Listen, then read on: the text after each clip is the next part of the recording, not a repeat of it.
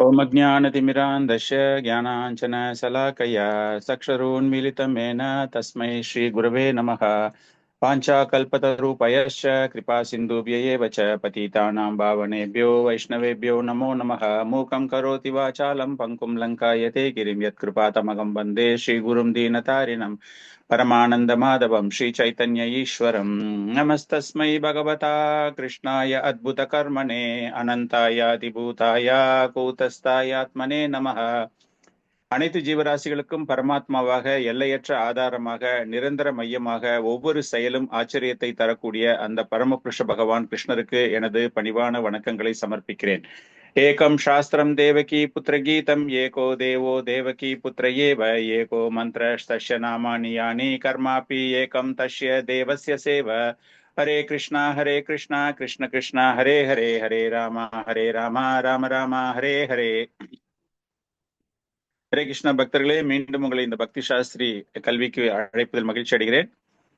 ஆன்மீக ஸ்தாபக ஆச்சாரியார், இந்த பக்தி இயக்கத்தின் ஆன்மீக ஸ்தாபக ஆச்சாரியார் அபய் சரணானந்த பக்தி வேதாந்த சுவாமி ஸ்ரீல பிரபுபாதருடைய கருணையினாலும் நம்முடைய ஆன்மீக ஆச்சாரியார்களுடைய கருணையினாலும் இந்த கல்வியை நாம் சிறப்பாக பெற வேண்டும் அப்படின்னு அவங்களை பிரார்த்தனை பண்ணிக்கொண்டு இன்றைய வகுப்பை நாம் துவக்குகிறோம். கௌரி அக்கா, இது வேற ப்ரோக்ராம், இது நீங்க உங்களுடைய ரெகுலர் ப்ரோக்ராம் கிடையாது. ஸோ அதனால நீங்க வெளியேறி விடலாம் தயவு செய்து. ஹரே கிருஷ்ணா.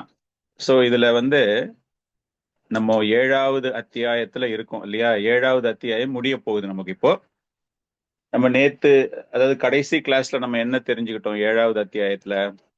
யாராவது சொல்லுங்க பார்க்கலாம். பிரபு, கிருஷ்ணர் பக்தரா இருக்கிறவங்க கிருஷ்ணர் யாருன்னு தெரிஞ்சுக்கணும், அவரோட சக்திகள் என்னன்னு தெரிஞ்சுக்கணும், அவர் எப்படி முக்குணங்கள் வழியாக எல்லாமாக வியாபிச்சிருக்கிறாருன்னு தெரிஞ்சுக்கணும், அவர் எப்படி தேவர்கள் வழியாக மனிதர்களுக்கு தேவர்கள் வழியாக மனிதர்களுக்கு அவரை வெளிப்படுத்துறாரு அப்படிங்கிறது, யாரு கிருஷ்ணர்கிட்ட சரணடைவாங்க, யார் கிருஷ்ணர்கிட்ட சரணடைய மாட்டாங்க, அதெல்லாமே பார்த்தோம் பிரபு. Very good. வேற ஏதாவது?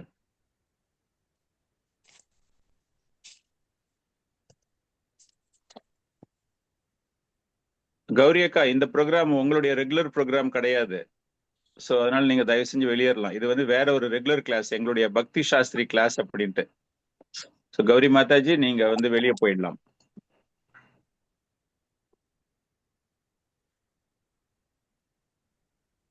தேங்க்யூ பிரபு. பற்றி இதுல கூறியிருக்காங்க பிரபு. என்ன மாதாஜி? தேவர்கள் வழிபாடு பற்றி இதுல கூறியிருந்தாங்க பிரபு. Very good.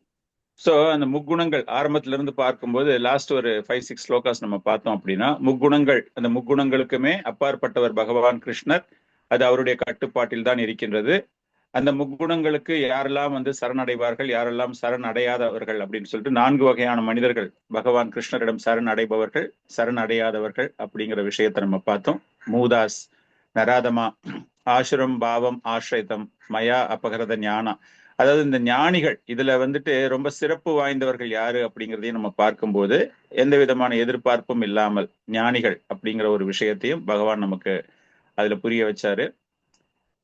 புண்ணியம் செய்தவர்கள், அவங்க எப்படிப்பட்ட புண்ணியம் அப்படின்னு செய்யறாங்கன்னா, அவங்க ஒரு தூய்மையான பக்தர்களாக அவர்களை கருதவில்லை என்றாலும் கூட அவங்க என்ன பண்றாங்க அப்படின்னா,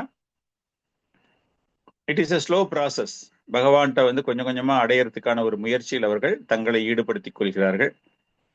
4 வகையான மக்கள் யார் பகவானை அணுகுவார்கள் அப்படிங்கிற விஷயத்தையுமே நம்ம பார்த்தோம். துயரத்தில் இருப்பவர்கள் ஞானிகள், செல்வம் வேண்டுபவர்கள், ரொம்ப ஆர்வமாக இருப்பவர்கள் அப்படிங்கிற விஷயத்தையும் நம்ம பார்த்தோம்.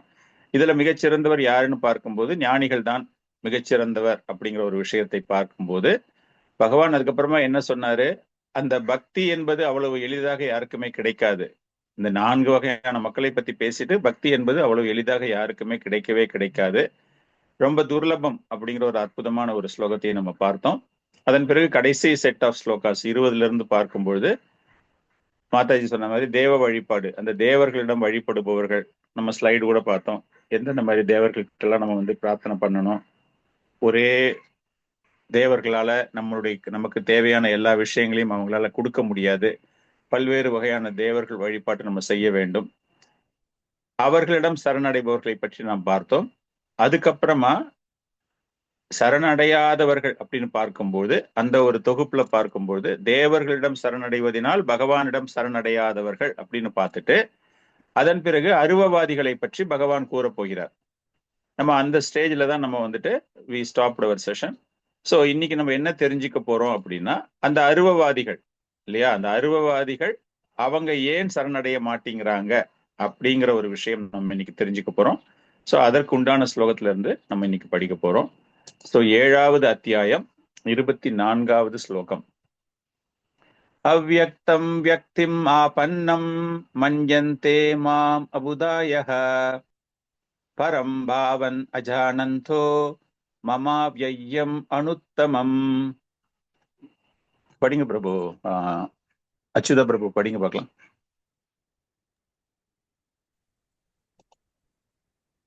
அவ்யக்தம் வியக்தம் ஆபன்னம் மன்யந்தே மாம் அபுத்யா பரம் பாவம் அஜானந்தோ மாமவ்யயம் அனுத்தமம்.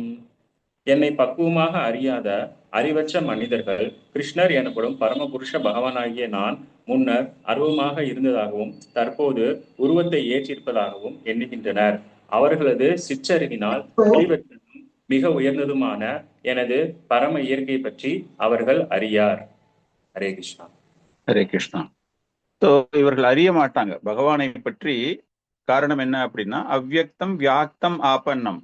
அவ்யக்தம் அப்படின்னா பகவான் தன்னை வெளிப்படுத்தி கொள்ளாமல் இருக்கிறார், வெளிப்படுத்தாத நிலையில். வியாக்திம் ஆபன்னம், அதன் பிறகு அவர் வெளிப்படுத்துகிறார். அப்படின்னா அந்த வெளிப்படுத்தாத நிலை, வெளிப்படுத்தக்கூடிய நிலை அப்படின்னு ரெண்டு விஷயம் இருக்கின்றது.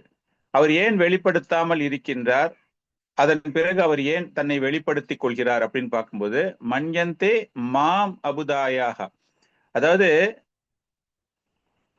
குறைந்த மதி உடையவர்கள், பகவான் மீது நம்பிக்கை இல்லாதவர்கள், பகவானை தவறான விஷயத்தில் புரிந்து கொண்டிருப்பவர்கள், அபுதாயக, அந்த மாதிரி பக்தர்களுக்கு, அவங்களை வந்து நம்ம பக்தர்கள் கூட சொல்ல முடியாது, ஓகே, அருவவாதிகள் அந்த யோக பயிற்சி செய்யறதால சம் குவாலிட்டிஸ் ஆஃப் டிவோட்டிஸ் அவங்க கிட்ட இருக்கு. அவங்க கிட்ட பகவான் அவங்க கிட்ட ஏன் வெளிப்படுத்த மாட்டேங்கிறாங்க அப்படின்னா, அவங்க அருவத்தோடு நிறுத்திக்கிறாங்க. பகவானை பற்றிய ஒரு முழு அறிவு அவர்களுக்கு இல்லாமல் இருப்பதினால். காரணம், பரம் பாவம் அஜானந்தோ, நான் தான் பரமபுருஷன் அப்படிங்கிற விஷயம் அவர்களுக்கு தெரியாது. அந்த உயர்ந்த பரம்பொருள், பரம பதம் இல்லை இது, பரம்பொருள், சுப்ரீம் சொல்லுவோம் இல்லையா, அந்த சுப்ரீம் நேச்சர், அந்த சுப்ரீம் நேச்சர் என்ன அப்படின்னு கேட்கும் போது, மமாவியாயம் அனுத்தமம். மமாவியாயம் அனுத்தமம் அப்படின்னா அவ்யயம், எனக்கு அழிவு கிடையாது, அழிவற்றவன் நான். அனுத்தமம் அப்படின்னா மிக மிக மிக சிறந்தது, ஃபைனஸ்ட். ஒரு ஒரு ஒரு பொருளை எடுக்கிறீங்க, பெஸ்ட் குவாலிட்டி அப்படின்னா அதுக்கு மேல ஒரு குவாலிட்டி நம்ம கிட்ட கிடையாது. ஸோ அந்த மாதிரி பகவான் என்ன சொல்றாருன்னா, என்ன அவங்களால புரிஞ்சுக்க முடியல, என்ன அவங்க அணுகிறது கிடையாது, என்னை அவர்கள் தெரிந்து கொள்வது கிடையாது, நான் தான் பரம்பொருள், நான் தான் இறுதி, த பெஸ்ட் நான் தான் அப்படிங்கிற விஷயம். உத்தமம், உத்தமம், தமோ அப்படின்னு என்னது, அறியாமை இல்லையா. அந்த உத்தமம் அப்படின்னா அந்த அறியாமைக்கு அப்பாற்பட்டவர் யாரு, பகவான். இந்த இடத்துல பகவான அனுத்தமம் அப்படின்னு சொல்றதுக்கு என்ன காரணம்னா, தமோ அப்படின்னா இட் இஸ் அன் அறியாமை, அந்த அறியாமைக்கு அப்பாற்பட்டவர் அவர். சூப்பர்லேட்டிவ் சொல்லுவாங்க இல்லையா, best better, good better best அப்படின்னு சொல்லுவோம் இல்லையா. அந்த மாதிரி பார்க்கும்போது அவ்வளவு உத்தமமானவர், அவர்தான் கடைசி. அப்படிப்பட்ட பிரம்மன் இவங்க என்ன நினைச்சிடுறாங்கன்னா, அந்த பிரம்மன் இருந்துதான் பகவான் தோன்றுகிறார். அந்த பகவான் அப்படிங்கிறது ஒரு இடைப்பட்ட பகுதி, டிரான்சிஷன் அப்படின்னு சொல்லுவோம் இல்லையா. அந்த ஒரு முழு வளர்ச்சி நடைபெறுவதற்கு முன்பு இடையில் இருக்கக்கூடிய ஒரு தொகுப்பாக அதை அவர்கள் பார்க்கிறார்கள். அந்த பிரம்மன் தான் பகவான் ஸ்டேஜ் அப்படிங்கிறது எடுக்குது, அதனால நாங்க வந்து பிரம்மனைத்தான் நாங்கள் வழிபடுவோம் அப்படிங்கிற ஒரு விஷயம் அவங்க கிட்ட தவறுதலான ஒரு புரிதல் இருக்கின்றது. யாருக்கு, அந்த பிரம்மவாதிகளிடம் இருக்கின்றது. அதைத்தான் பகவான் இங்க சொல்றாரு. அந்த அருவவாதிகள் அப்படின்னு பார்க்கும்போது அவங்க பகவானை எப்படி நினைக்கிறாங்க அது நம்ம தெரிஞ்சுக்கணும் இல்லையா. நிர்குண பிரம்மன். இப்போ நம்ம எல்லாருமே வந்து 3 குணங்கள்ல இருக்கோம்ல. பகவான் வந்து இந்த பௌதீக இயற்கை அப்படின்னு பார்க்கும்போது 3 குணங்களில் இருக்கின்றது சொல்றோம்ல. பிரம்மம் சத்தியம் ஜெகத் மித்யா ஜீவோ பிரம்மைவ நாபரக. இது வந்து சங்கராச்சாரியார் கொடுக்கிற ஒரு கோட்டு. இதுல அவங்களுடைய புரிதல் எப்படி இருக்கின்றதுன்னா, அவ்யக்த நிலை என்றால் உருவமற்ற நிலை, நிர்குண பிரம்மன். நிர்குணம்னா என்னது? நிர்குணம் மீன்ஸ் நம்ம பார்த்தோம்ல, பியாண்ட் மேட்டர், பியாண்ட் மோட்ஸ் அப்படின்னு சொல்றோம் இல்லையா? நிர்குணவாதி, எந்த விதமான தாக்கமும் இல்லாதவர். சோ அந்த மாதிரி பார்க்கும்போது அந்த பிரம்மனை அவர்கள் என்ன சொல்றாங்க அப்படின்னா நிர்குணா. பட் அவங்களுடைய புரிதல் இந்த மூன்று குணங்களை அவர்கள் எப்படி புரிந்து கொள்கிறார்கள்? தத்துவத்ராய, தத்துவம், நம்மளுடைய தத்துவம் என்னது? எல்லாருடைய தத்துவமே என்னது? முக்குணங்களுடைய தாக்கம் இல்ல. பகவான் இந்த பௌதீக இயற்கையை சிருஷ்டி செய்யும் பொழுது அந்த முக்குணங்கள் இல்லையா, அதுக்கு கீழே தானே நம்ம எல்லாருமே வந்து மாட்டிக்கிட்டு அவஸ்தைப்பட்டுக்கிட்டு இருக்கோம். அந்த concept they are having a belief, அது இருக்கு அப்படிங்கிறாங்க. ஆனா அவங்களுடைய புரிதல் எப்படின்னா ஜெகதீஷா ஜெகத் ஜீவா அப்படிங்கிற ஒரு புரிதல். அப்போ அவங்களுக்கு பகவான் அப்படிங்கிற புரிதல் எப்படிப்பட்ட புரிதல் அப்படின்னா, அந்த பிரம்மன், அந்த பகவான், நம்மளுடைய பகவான் வித் ஃபார்ம், அவங்களுக்கு Brahman is the supreme, correct? So அந்த பகவான், அந்த பிரம்மன், அது என்ன ஆயிடுதான், இந்த ஜட இயற்கையோடு முக்குணங்களோடு அது சேரும் பொழுது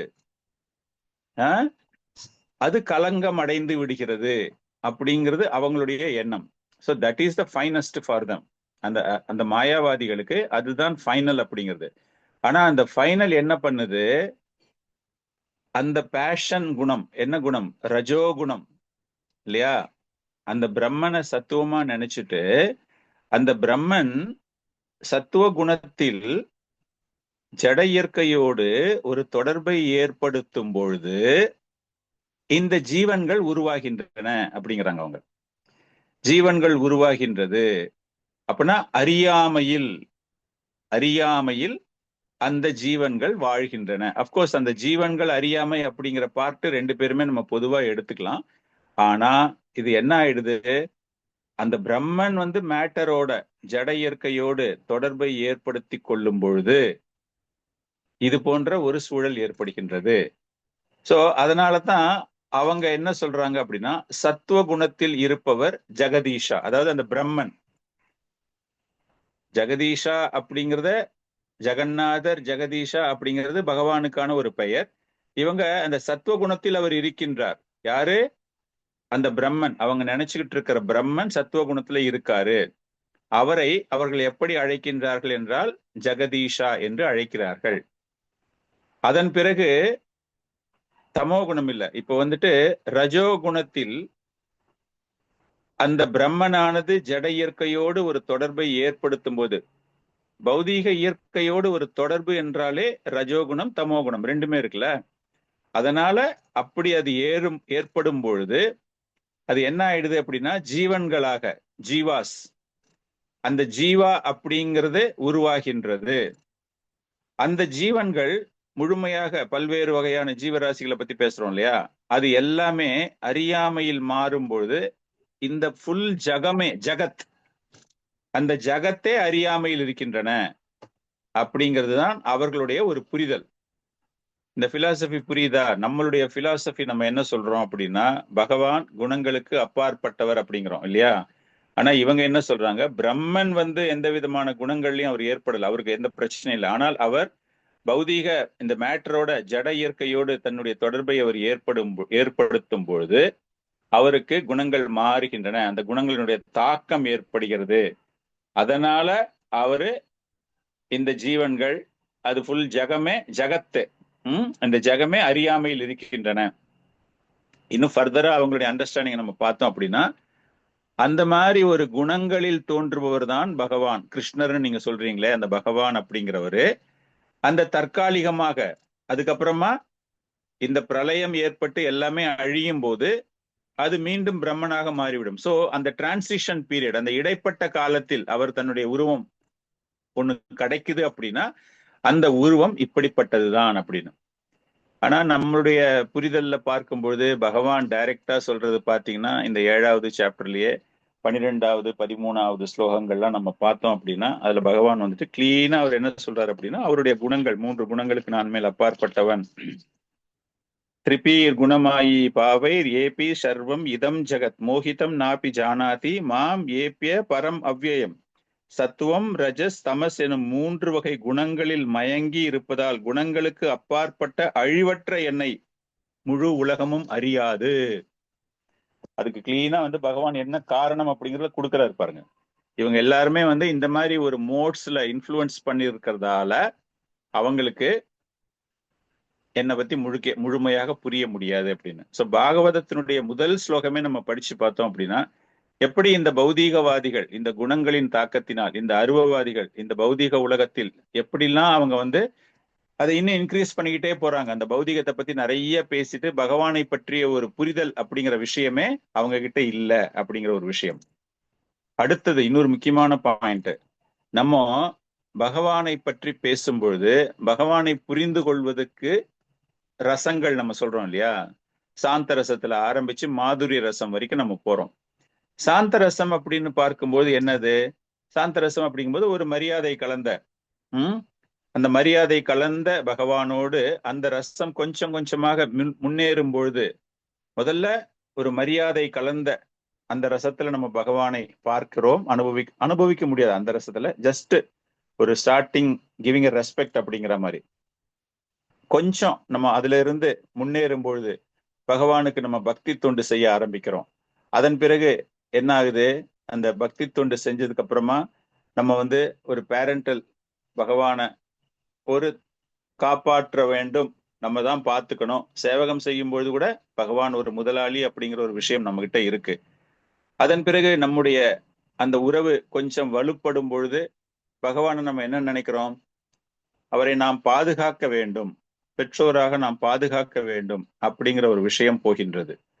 அதுக்கப்புறமா என்ன ஆயிடுது, பகவானோடு அந்த மாதுரிய ரசம் அப்படின்னு வரும்போது ஒரு காதலர்களாக பகவானை அந்த மாதிரி பார்க்கும்போது அந்த பெற்றோர்கள் ஒரு பாதுகாப்பு தர வேண்டும் அப்படிங்கிற அந்த ரசத்துல இருந்து இன்னும் கொஞ்சம் மேல போயிடுறோம் இல்லையா, ஒரு லிபர்ட்டி எடுத்துக்கிறோம்ல அந்த மாதுரிய ரசத்துல, அந்த மாதிரி ஒரு ஸ்டேஜுக்கு போகுதுல்ல. சோ இது வரைக்கும் அவங்க அக்செப்ட் பண்ணிட்டு அதுக்கப்புறமா அவங்க என்ன சொல்றாங்க அப்படின்னா இந்த அருவம் அப்படிங்கிறது மாதுரிய ரசத்திற்கு மேல் அப்பாற்பட்டது, அதுக்கும் மேல நாங்க க்ளோஸா போய் அவரோட போய் சேர்ந்துருவோம் நாங்க அப்படிங்கிறாங்க.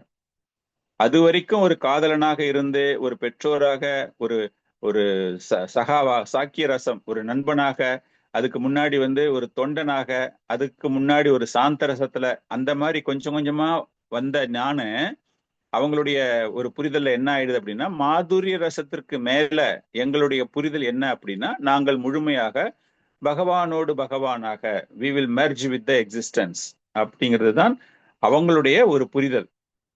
ஸோ இப்படிப்பட்டவர்கள் தான் அந்த பகவானோடு சரணடைவது கிடையாது அப்படிங்கிற ஒரு விஷயம்தான். மாலினி மாதாஜி இந்த ஸ்லோகத்தினுடைய கடைசி பேராகிராஃப் படிங்க பார்க்கலாம்.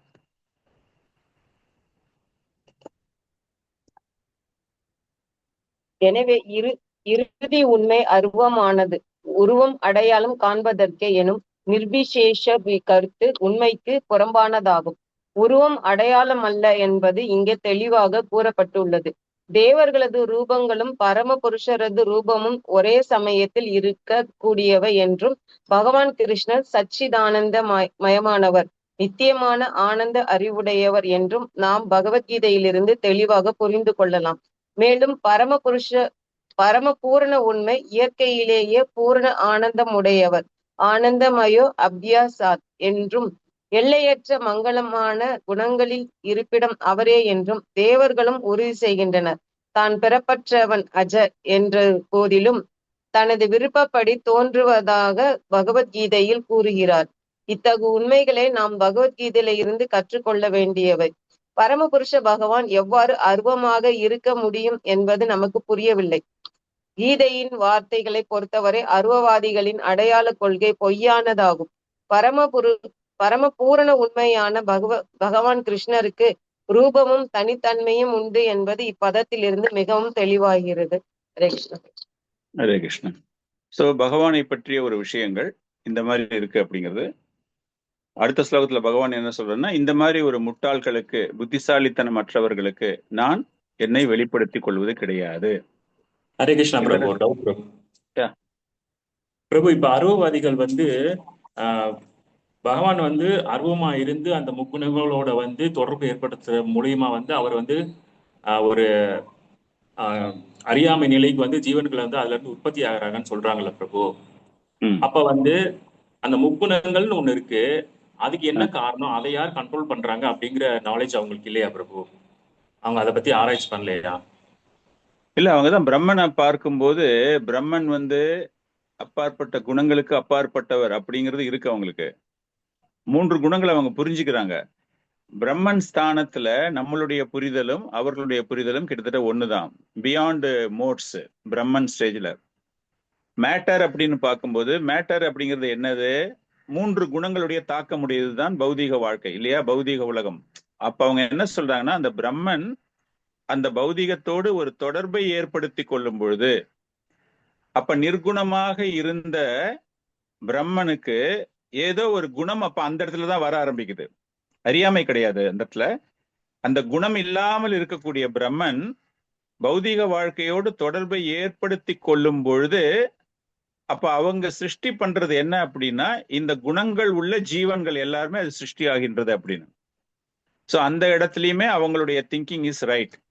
பட் அதுக்கப்புறமா ஃபர்தரா என்ன பண்றாங்கன்னா, டிரான்சிஷன், அந்த பிரளயம் சிருஷ்டி, இது இடைப்பட்ட காலத்துல அந்த டிரான்சிஷன் அப்படிங்கிறதுல அந்த பிரம்மனிலிருந்து தோன்றுவதுதான் பகவான். அவர் இந்த ஜீவன்களோடு இந்த பிரம்மத்துல, அதாவது இந்த பௌதீக உலகத்துல அவர் இருக்காரு.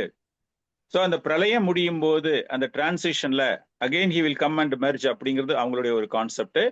பிளஸ் இந்த ஜீவன்கள் அப்படிங்கும்போது அந்த ரசங்களை பத்தி சேவகம் பண்ணணும் அப்படிங்கிறாங்கல்ல, அந்த மாதிரி அந்த ரசங்கள்ல அவங்க சேவகம் பண்ணும்போது நாங்க இந்த மாதிரியே நாங்களும் டெவலப் ஆகிட்டே வருவோம். பண்ணிட்டு ஃபைனலா நாங்க அந்த மாதுரியத்துக்கு மேல, இதுல ஒன்னே ஒண்ணு நம்ம என்ன புரிஞ்சுக்கணும் அப்படின்னா, தே ஒன்லி ஹாவ் தட் ரசா concept only, but they will not physically do. அவங்க வந்து அந்த உருவமே அவங்களுக்கு இல்லை அப்படிங்கறதால அவங்க எந்த விதமான பண்ணவே மாட்டாங்க. அதனால அவங்க என்ன பண்றாங்கன்னா, அந்த யோக நிலை, அந்த சாந்த நிலைன்னு சொல்றோம் இல்லையா, அந்த யோக நிலையில இருந்துட்டு நடுவில் இருக்கிற எல்லா ரசங்களையும் ஸ்கிப் பண்ணிட்டு மாதுரியத்துக்கு அப்பால் நாங்கள் வந்து நேரா பிரம்மன்ல போய் சேர்ந்துருவோம் அப்படிங்கிறது அவங்களுடைய புரிதல். ஸோ பாதி கொஞ்சம் புரிஞ்சுக்கிறாங்க, பாதி வந்து தவறா புரிஞ்சுக்கிறாங்க. ஸோ அந்த தொண்டு செய்யாமல் இருக்கிறதால அந்த 2வது 3வது 4வது 5வது ரசங்கள் அவங்களுக்கு it is not at all applicable. அந்த சாந்தத்துல அவங்க என்ன பண்றாங்க அப்படின்னா, அந்த பிரம்மனுக்கு தே ஆர் ஒரு ரெஸ்பெக்ட் மாதிரி கொடுக்குறாங்க, அவ்வளவுதான். சாந்த நிலையில நீங்க எந்த சர்வீஸுமே பண்றது கிடையாதுல்ல, பிசிக்கலா நீங்க you are not doing anything, right? So அவங்களும் அதே மாதிரி அந்த சாந்த நிலையில அதே மாதிரி ஃபீலிங்ல இருப்பாங்க. அவங்க என்ன சொல்றாங்கன்னா, நீங்க எப்படி ஒன்னொன்னா ப்ராக்ரஸ் பண்ணிட்டு போய் மாதுரியலில தான் பெஸ்ட்ன்னு நீங்க சொல்றீங்க, because we believe in the form. அந்த ஃபார்ம்ல செய்யக்கூடிய பெஸ்ட் தொண்டு மாதுரியம் அப்படிங்கிறதுல நம்ம நின்னுக்கிறோம். அவங்க என்ன சொல்றாங்க, இதெல்லாமே கிடையாது, நாங்க டைரக்டா சாந்தத்துல தீவிரமான ஒரு யோக பயிற்சி வச்சுக்கோங்களேன், அப்ப பண்ணிட்டு எண்டுக்கு நாங்க போயிடுவோம், மாதுரியத்தையும் நாங்க கிராஸ் பண்ணிடுவோம் அப்படிங்கிறாங்க. ஓகே ஓகே பிரபு, ஹரே கிருஷ்ணா, தேங்க்யூ. சோ 25வது ஸ்லோகம் இப்பொழுது. 25வது ஸ்லோகம் என்ன ஸ்லோகம் அப்படின்னா, நாஹம் பிரகாஷக சர்வஸ்ய யோகமாயா சமாவ்ருதாஹ மூதோ அயம் ந அபிஜானாதி லோகோ மாம் அஜம் அவ்யயம். நிஷாந்தி மாதாஜி ஸ்லோகம் படிச்சுட்டு பிரபு இருக்காரா, அவரை டிரான்ஸ்லேஷன் படிக்க சொல்லுங்க.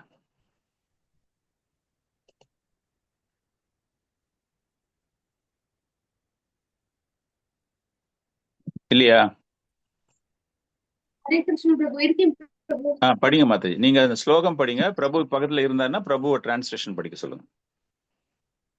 ஓகே பிரபு. எது ஸ்லோகம் அவரையும்? ஆமா, ஸ்லோகம் நீங்க படிங்க, டிரான்ஸ்லேஷன் பிரபு படிப்பார். 25வது ஸ்லோகம். ஓகே பிரபு. நகம் பிரகாஷ சர்வஸ்ய யோக மாயா சமாவ்ருதः மூடோயம் நபி ஜனாதி லோகோ மாம் அஜம் அவ்யயம்.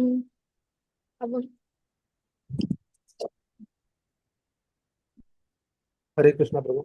சிற்றறிவு உடையவனுக்கு முட்டாளுக்கும் நான் நான் ஒருபொழுதும் தோன்றுவதில்லை. நான் எனது அந்தரங்க சக்தியால் மறைக்கப்பட்டுள்ளதால் நான் பிறப்பற்றவன், அழிவற்றவன் என்பதை இவர்கள் அறிவதில்லை. ஹரே கிருஷ்ணா. பொருளுரை படிப்போம். ஓகே, ஹரே வேண்டாம் கிருஷ்ணா. வேண்டாம், அப்புறம் படிக்கலாம். சோ தன்னை அவர் வெளிப்படுத்தி காட்டுவதில்லை அப்படிங்கிறத சொல்றாரு. நா அகம், நா மீன்ஸ் நாட். பிரகாஷா அப்படின்னா தன்னை வெளிப்படுத்தி கொள்வது. நா அகம் பிரகாஷ சர்வஸ்ய, நான் அனைவரிடத்திலும் என்னை வெளிப்படுத்திக் கொள்வது கிடையாது. வெளிப்படுத்திக் கொள்வதுன்னா என்னது? அந்த பகவான் அப்படிங்கிற ஒரு விஷயம் இருக்கு இல்லையா, அந்த விஷயத்தை வெளிப்படுத்துவது இல்லை. அது எப்படி மறைக்கப்பட்டிருக்கிறது என்றால் யோக மாய சமாவிருத்தகா, யோக மாயினால். யோக மாயானா என்னது? Lesser intelligence. உங்களுக்கு வந்துட்டு அந்த புத்திசாலித்தனத்தை அவர் பகவான் கம்ப்ளீட்டா கவர் பண்ணி விடுகிறார். அதை மூடின உடனே உங்களுக்கு ஒண்ணுமே தெரியாது. அதுதான் சொல்றாரு, மூதம் அயம் நா அபிஜானாதி, நா அபிஜானாதி, முட்டாள்களுக்கு என்னை தெரிவதில்லை அப்படின்னா லோகமாம் அஜம் அவ்யயம் நா அபிஜானாதி, தே ஆர் லெசர் இன்டெலிஜென்ட். அவங்களுக்கு என்ன தெரியாது? நான் பிறப்பற்றவன், அழிவற்றவன், எனக்கு எந்த அழிவும் கிடையாது, நித்தியமானவன், அனைத்து இடங்களிலும் வியாபித்திருப்பவன், நம்ம எல்லாமே சொல்றோம்ல, அது எல்லாமே அவங்களுக்கு தெரியவே தெரியாது.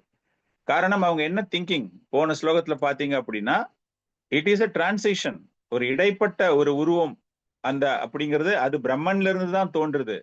ஸோ அந்த பிரம்மனுக்கு உருவம் கிடையாது அப்படிங்கிறது தான் அவங்களுடைய புரிதல். ஸோ அதனாலதான் பகவான் இங்க சொல்லும் பொழுது லோகமாம் அஜம் அவ்யயம், அவர்களுக்கு வந்து இந்த மாதிரி புரியவே புரியாது. ஸோ இதுல நல்ல நல்ல டீப்பா நம்ம இந்த ஸ்லோகத்தை படிக்க பார்த்தோம்னா மீண்டும் ஒரு முறை பகவான் என்ன சொல்றாரு? அகம், நான், அகம், என்னை பற்றி தெரியாது, நான் என்னை வெளிப்படுத்திக் கொள்வது கிடையாது. நா அகம் பிரகாஷ, அகம் மீன்ஸ் மை செல்ஃப், நா நாட், பிரகாஷா disclosing, I am not disclosing my self. So அந்த அகம் அப்படிங்கிற ஒரு விஷயம் முதல் முறையாக ரொம்ப கிளீனா, அப்போ நான் அப்படிங்கிற அவரை பற்றி பகவான் இங்கு பேசுகிறார். நான் என்னை வெளிப்படுத்திக் கொள்வது கிடையாது.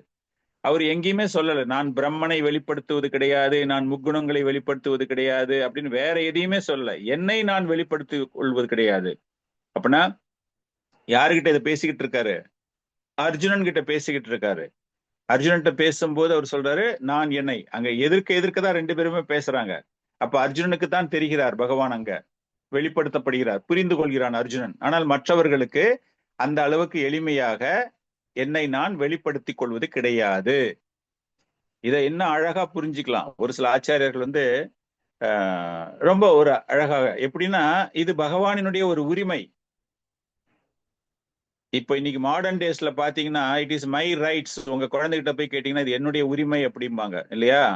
இல்லையா ஒரு பெண்கள் சமுதாயம், இல்லையா வேற ஏதான ஒரு சமுதாயம், அந்த மாதிரி பார்க்கும்போது ஒவ்வொருத்தரும் இது it is my rights, I wanted to do this அப்படின்னு சொல்றாங்களே, அந்த மாதிரி பகவானுக்கும் it is his own rights.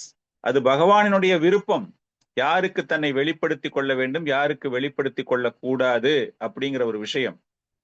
நிறைய பேர் சொல்லுவாங்க கடவுள் இருக்கிறது உண்மையா இருந்தா என் கண்ணு முன்னாடி வந்து நிக்க சொல்லி பார்க்கலாம் அப்படிம்பாங்க. அவ்வளவு சீப்பா போயிட்டாரா பகவானு? சொல்லுங்க பார்க்கலாம். இதற்காக அவர் முன்னாடி வந்து நிக்கல அப்படிங்கிறதுக்காக பகவான் இல்லை என்று ஆகிவிடாது.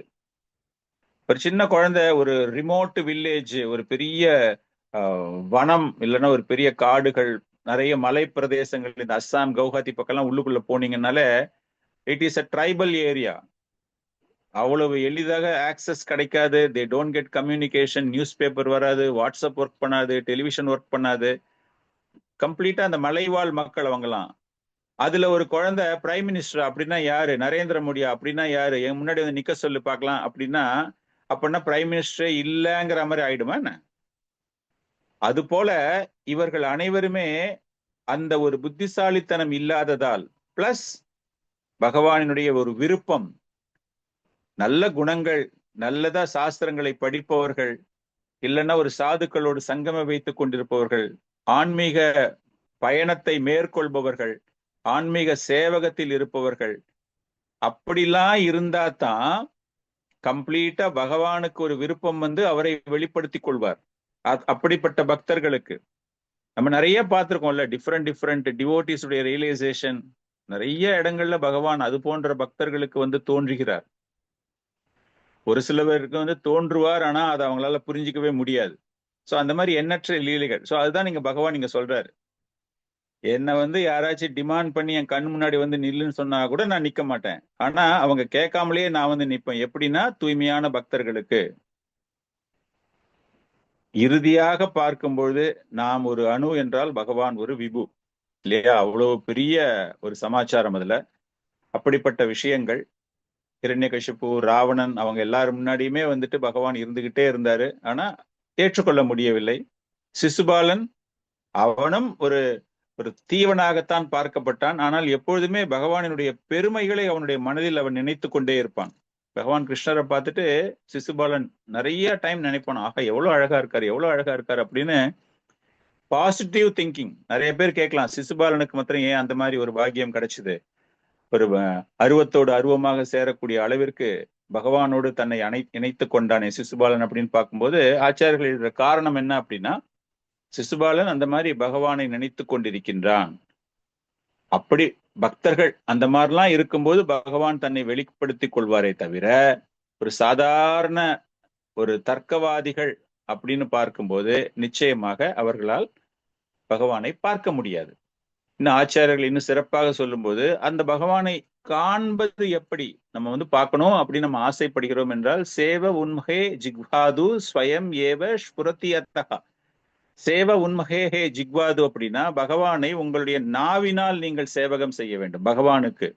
உன்முகே அதாவது உங்களுடைய அந்த ஆட்டிடியூட் சொல்லுவாங்க இல்லையா, உங்களுடைய குணங்கள் எப்படி இருக்கின்றன, பக்தி செய்யக்கூடிய ஒரு குணங்கள் எப்படி இருக்கின்றன. சாண்டிங் நீங்க பண்றீங்க அப்படின்னா அந்த சாண்டிங் பண்ணும்போது எந்த அளவிற்கு பகவான் மீது ஒரு கருணையை வைத்துக்கொண்டு ஒரு ஈர்ப்பை வைத்துக்கொண்டு அவரை அடைய வேண்டும், அவரை பற்றி தெரிய வேண்டும் அப்படின்னு பார்க்கும்போது அப்படிப்பட்ட பகவான் பக்தர்களுக்கு பகவான் தன்னை முழுமையாக வெளிப்படுத்திக் கொள்கிறார். இதுதான் இந்த ஒரு ஸ்லோகத்தினுடைய அர்த்தம். இந்த ஸ்லோகத்தினுடைய ஃபுல் பர்போர்ட் லக்ஷ்மி ரூபினி மாதாஜி படிக்கிறீங்களா நீங்க? 25. பொருளுரை. கிருஷ்ணர் இவ்வுலகில் இருந்தபோது அவர் அனைவரின் கண்களுக்கும் புலப்பட்டார். அப்படி இருக்கையில் அவர் அனைவருக்கும் தோன்றுவதில்லை என்று எவ்வாறு கூற முடியும் என்னும் வாதம் எழலாம். ஆனால் உண்மை என்னவெனில் அவர் தன்னை எல்லாருக்கும் வெளிப்படுத்துவதில்லை. கிருஷ்ணர் இங்கே இருந்தபோது அவரே பரம புருஷ பகவான் என்பதை ஒரு சிலரே அறிந்து கொள்ள முடிந்தது. குரு வம்சத்தினரின் சபையில் கிருஷ்ணரை தலைவராக தேர்ந்தெடுத்ததை எதிர்த்து சிசுபாலன் பேசிய போது கிருஷ்ணரை ஆதரித்த பீஷ்மர் அவரே முழுமுதற் கடவுள் என்று பிரகடனம் செய்தார். அதுபோலவே கிருஷ்ணர் மட்டுமே பரம புருஷர், அனைவரும் அல்ல என்பதை பாண்டவர்களும் வேறு சிலரும் கூட அறிந்திருந்தனர். பக்தர் அல்லாதவர்களுக்கும் சாதாரண மனிதனுக்கும் அவர் வெளிப்படுவதில்லை. எனவே அவரது தூய பக்தர்களை தவிர அனைவரும் அவரை தங்களை போன்ற சாதாரணர் என்று பகவத்கீதையில் கிருஷ்ணர் கூறுகிறார். தனது பக்தர்களுக்கு மட்டுமே காட்சியளிக்கிறார். ஆனால் அவர் தனது அந்தரங்க சக்தியார் யோக மாயை என்னும் திரையினால் பகவானாகவும் சாதாரண மக்கள் அவரை புரிந்து கொள்ள முடியாது என்றும் பட்டுள்ளது. இந்த யோக என்னும் திரை ஈஷோபனிஷத் உறுதி செய்யப்பட்டுள்ளது. அதில் ஒரு பக்தர் பிரார்த்திக்கிறார், எம்பெருமானே, அகிலங்களை எல்லாம் பராமரிப்பவர் நீரே. உமக்கு பக்தி தொண்டு ஆற்றுவது அறக்கைகளில் தலை சிறந்ததாகும். எனவே என்னையும் பராமரிக்குமாறு உம்மிடம் வேண்டுகிறேன். உமது யோக மாயையினால் மறைக்கப்பட்டுள்ளது பிரம்மஜோதியே அந்தரங்க சக்தியின் திரையாகும்.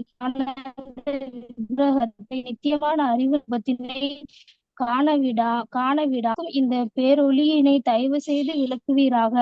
ஆனந்தமும் அறிவும் நிறைந்த பரம புருஷ ரூபம் அவரது அந்த பிரம்ம ஜோதியினால் கவரப்பட்டுள்ளதால் குஞ்சியவர்களான அருவவாள் பரமனை காண முடியாது. ஸ்ரீமத் பிரம்மா பின்வருமாறு வேண்டுகிறார். பரமபுருஷ பகவானே, பரமாத்மாவே, ரகசியங்களில் எஜமானரே, உமது சக்திகளையும் லீலைகளையும் கணக்கிட இவ்வுலகில் யாரால் முடியும்?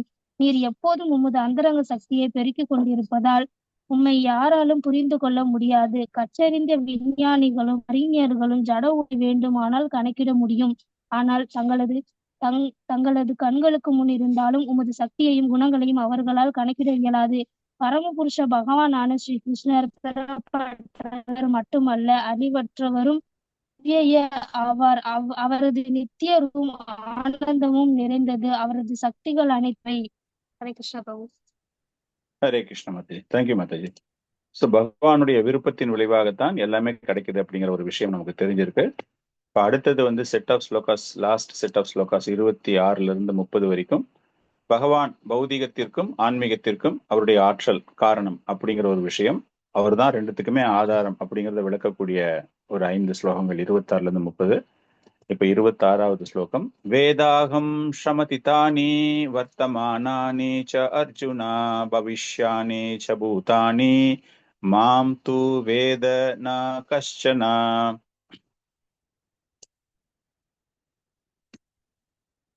சாந்தரூப கோபால் பிரபு இருக்கீங்களா?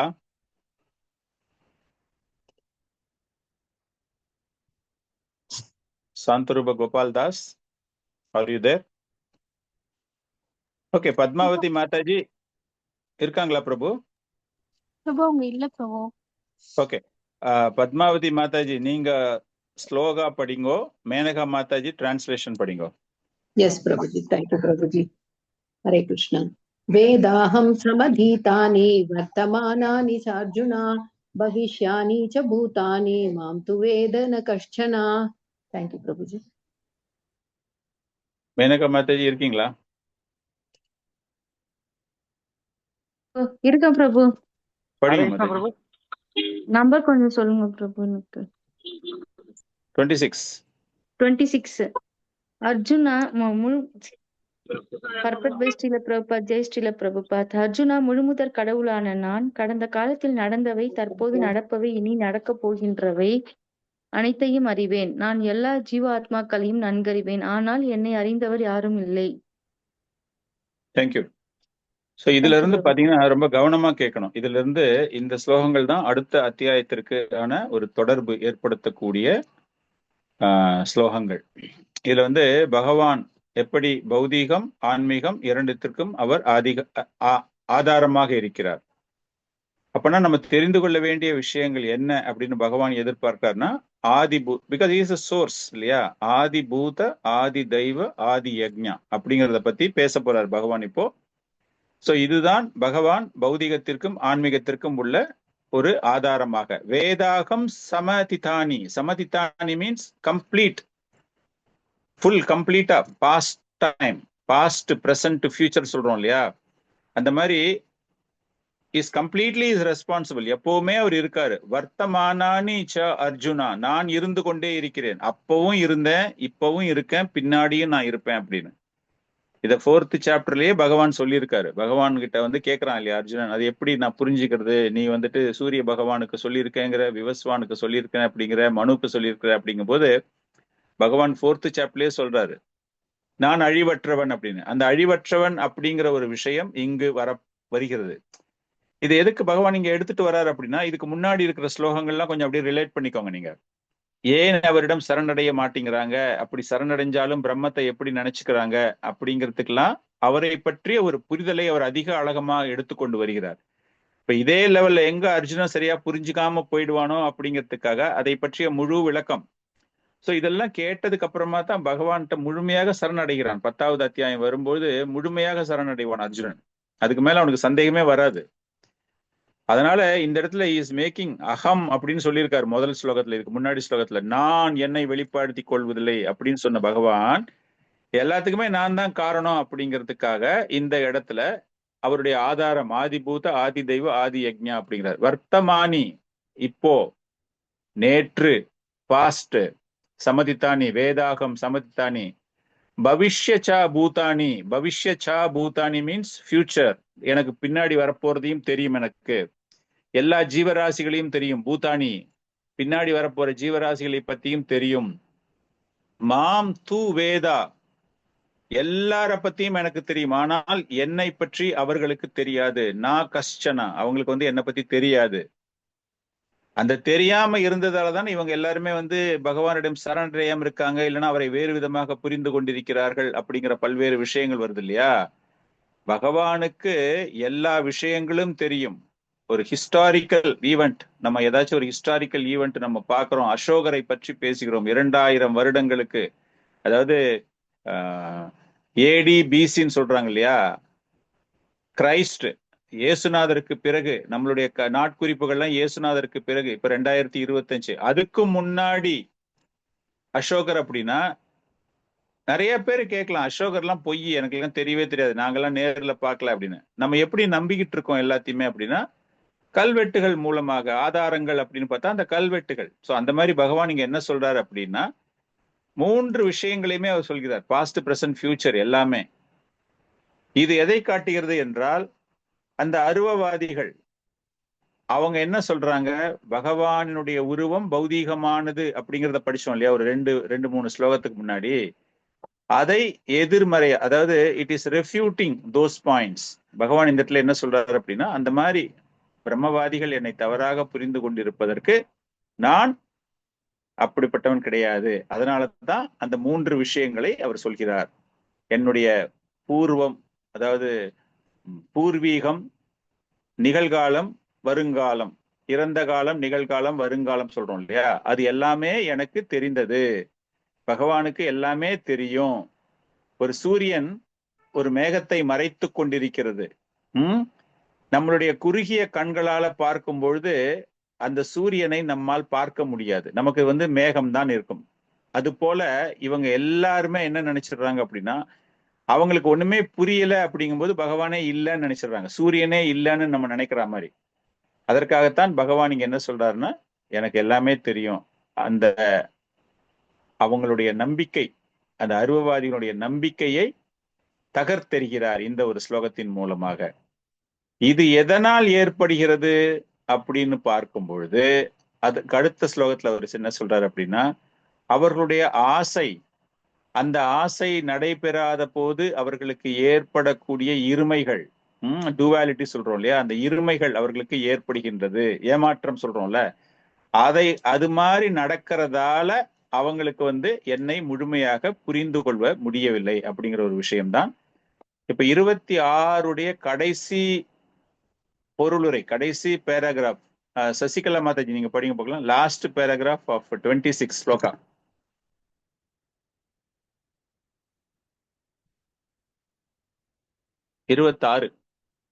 ஹரே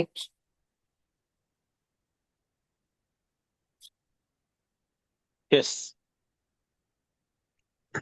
சாதாரண ஜீவாத்மாக்களை போலன்றி கடந்த காலத்தில் நடந்தவை, தற்போது நடப்பவை, வருங்காலத்தில் நடக்கப் போகின்றவை ஆகிய அனைத்தையும் முழுமையாக அறிவேன் என்று தெளிவாக கூறுகிறார் பகவான் கிருஷ்ணர். 4ஆம் அத்தியாயத்தில் கோடிக்கணக்கான வருடங்களுக்கு முன்பு சூரிய தேவனான விவஸ்வானுக்கு உபதேசித்ததை அவர் நினைவு கூறுவதை நாம் கண்டோம். ஒவ்வொரு உயிர்வாளியின் இதயத்திலும் பரமாத்மாவாக வீற்றிருப்பதால் கிருஷ்ணர் ஒவ்வொரு உயிர்வாளியையும் அறிவார். ஆனால் அவ்வாறு ஒவ்வொரு உயிர்வாளியிலும் பரமாத்மாவாக வீற்றுள்ள போதிலும் தனிப்பட்ட முறையில் பரமபுருஷ பகவானாக உள்ள போதிலும் சிற்றறி உடையவர்கள் அருவ பிரம்மனை ஹரே கிருஷ்ணா.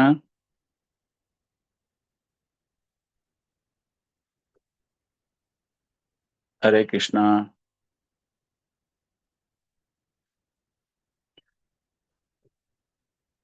ஓகே, சோ அந்த 3 வகையான அந்த ரியலைசேஷன் நம்ம சொல்றோம் இல்லையா, அது எதனால் ஏற்பட மாட்டேங்குது அப்படிங்கிற ஒரு விஷயம். அதாவது ஹி இஸ் ரெஃப்யூட்டிங், அந்த பிரம்மன் அவங்க என்ன நினைக்கிறாங்க அப்படின்னா, அதுதான் ஃபைனல் நினைக்கிறாங்க, பட் எனக்கு எல்லாமே தெரியும் அப்படிங்கிறதுக்கு அதை கூறுகிறார். அதன் பிறகு இந்த 27வது ஸ்லோகத்துல என்ன சொல்றாரு அப்படின்னா, எதனால அவங்களுக்கு இந்த மாதிரி ஒரு நினைவு வருகின்றது. பரவாயில்ல Mataji, it's okay, line cut ஆயிடுச்சு, இட்ஸ் ஓகே, லீவ் இட், பரவாயில்ல. ஸ்லோகா நம்பர் 27வது ஸ்லோகம். பிரேமாய் மாதாஜி, உங்களால படிக்க முடியுமா? ஸ்லோகம் படிக்க முடியுமா? படிக்கிறேன் பிரபு. ஸ்லோகா படிங்க பார்க்கலாம் நீங்க. 27 ஸ்லோகா படிக்கிறேன் பிரபு. ஹரே கிருஷ்ண. இச்சா துவேஷ சமுத்தேன தத்வந்தவ மோகன பாரத சர்வபூதானி சம்மோகம் கேயாந்தவ. ஹரே கிருஷ்ணா. புவனேஸ்வரி மாதாஜி, டிரான்ஸ்லேஷன் படிங்க. ஹரே கிருஷ்ணா. பரத குல தோண்டலே எதிரிகளை வெல்வனோ விருப்ப விருப்பினால் உண்டான இருமைகளில் மயங்கியுள்ள எல்லா உயிர்வாளிகளும் மிகுந்த குழப்பத்துடன் பிறந்துள்ளனர். ஹரே கிருஷ்ணா. தினகரன் பிரபு அந்த பர்போர்ட் படிங்க பார்க்கலாம், பொருளுரை படிங்க பார்க்கலாம். இது ரொம்ப சின்ன ஸ்லோகம் தான், பொருளுரை படிங்களேன்.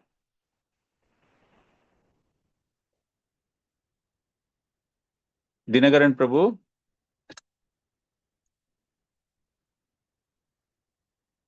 பிரபு ஹரே கிருஷ்ணா, ஒரே நிமிஷம் பிரபு.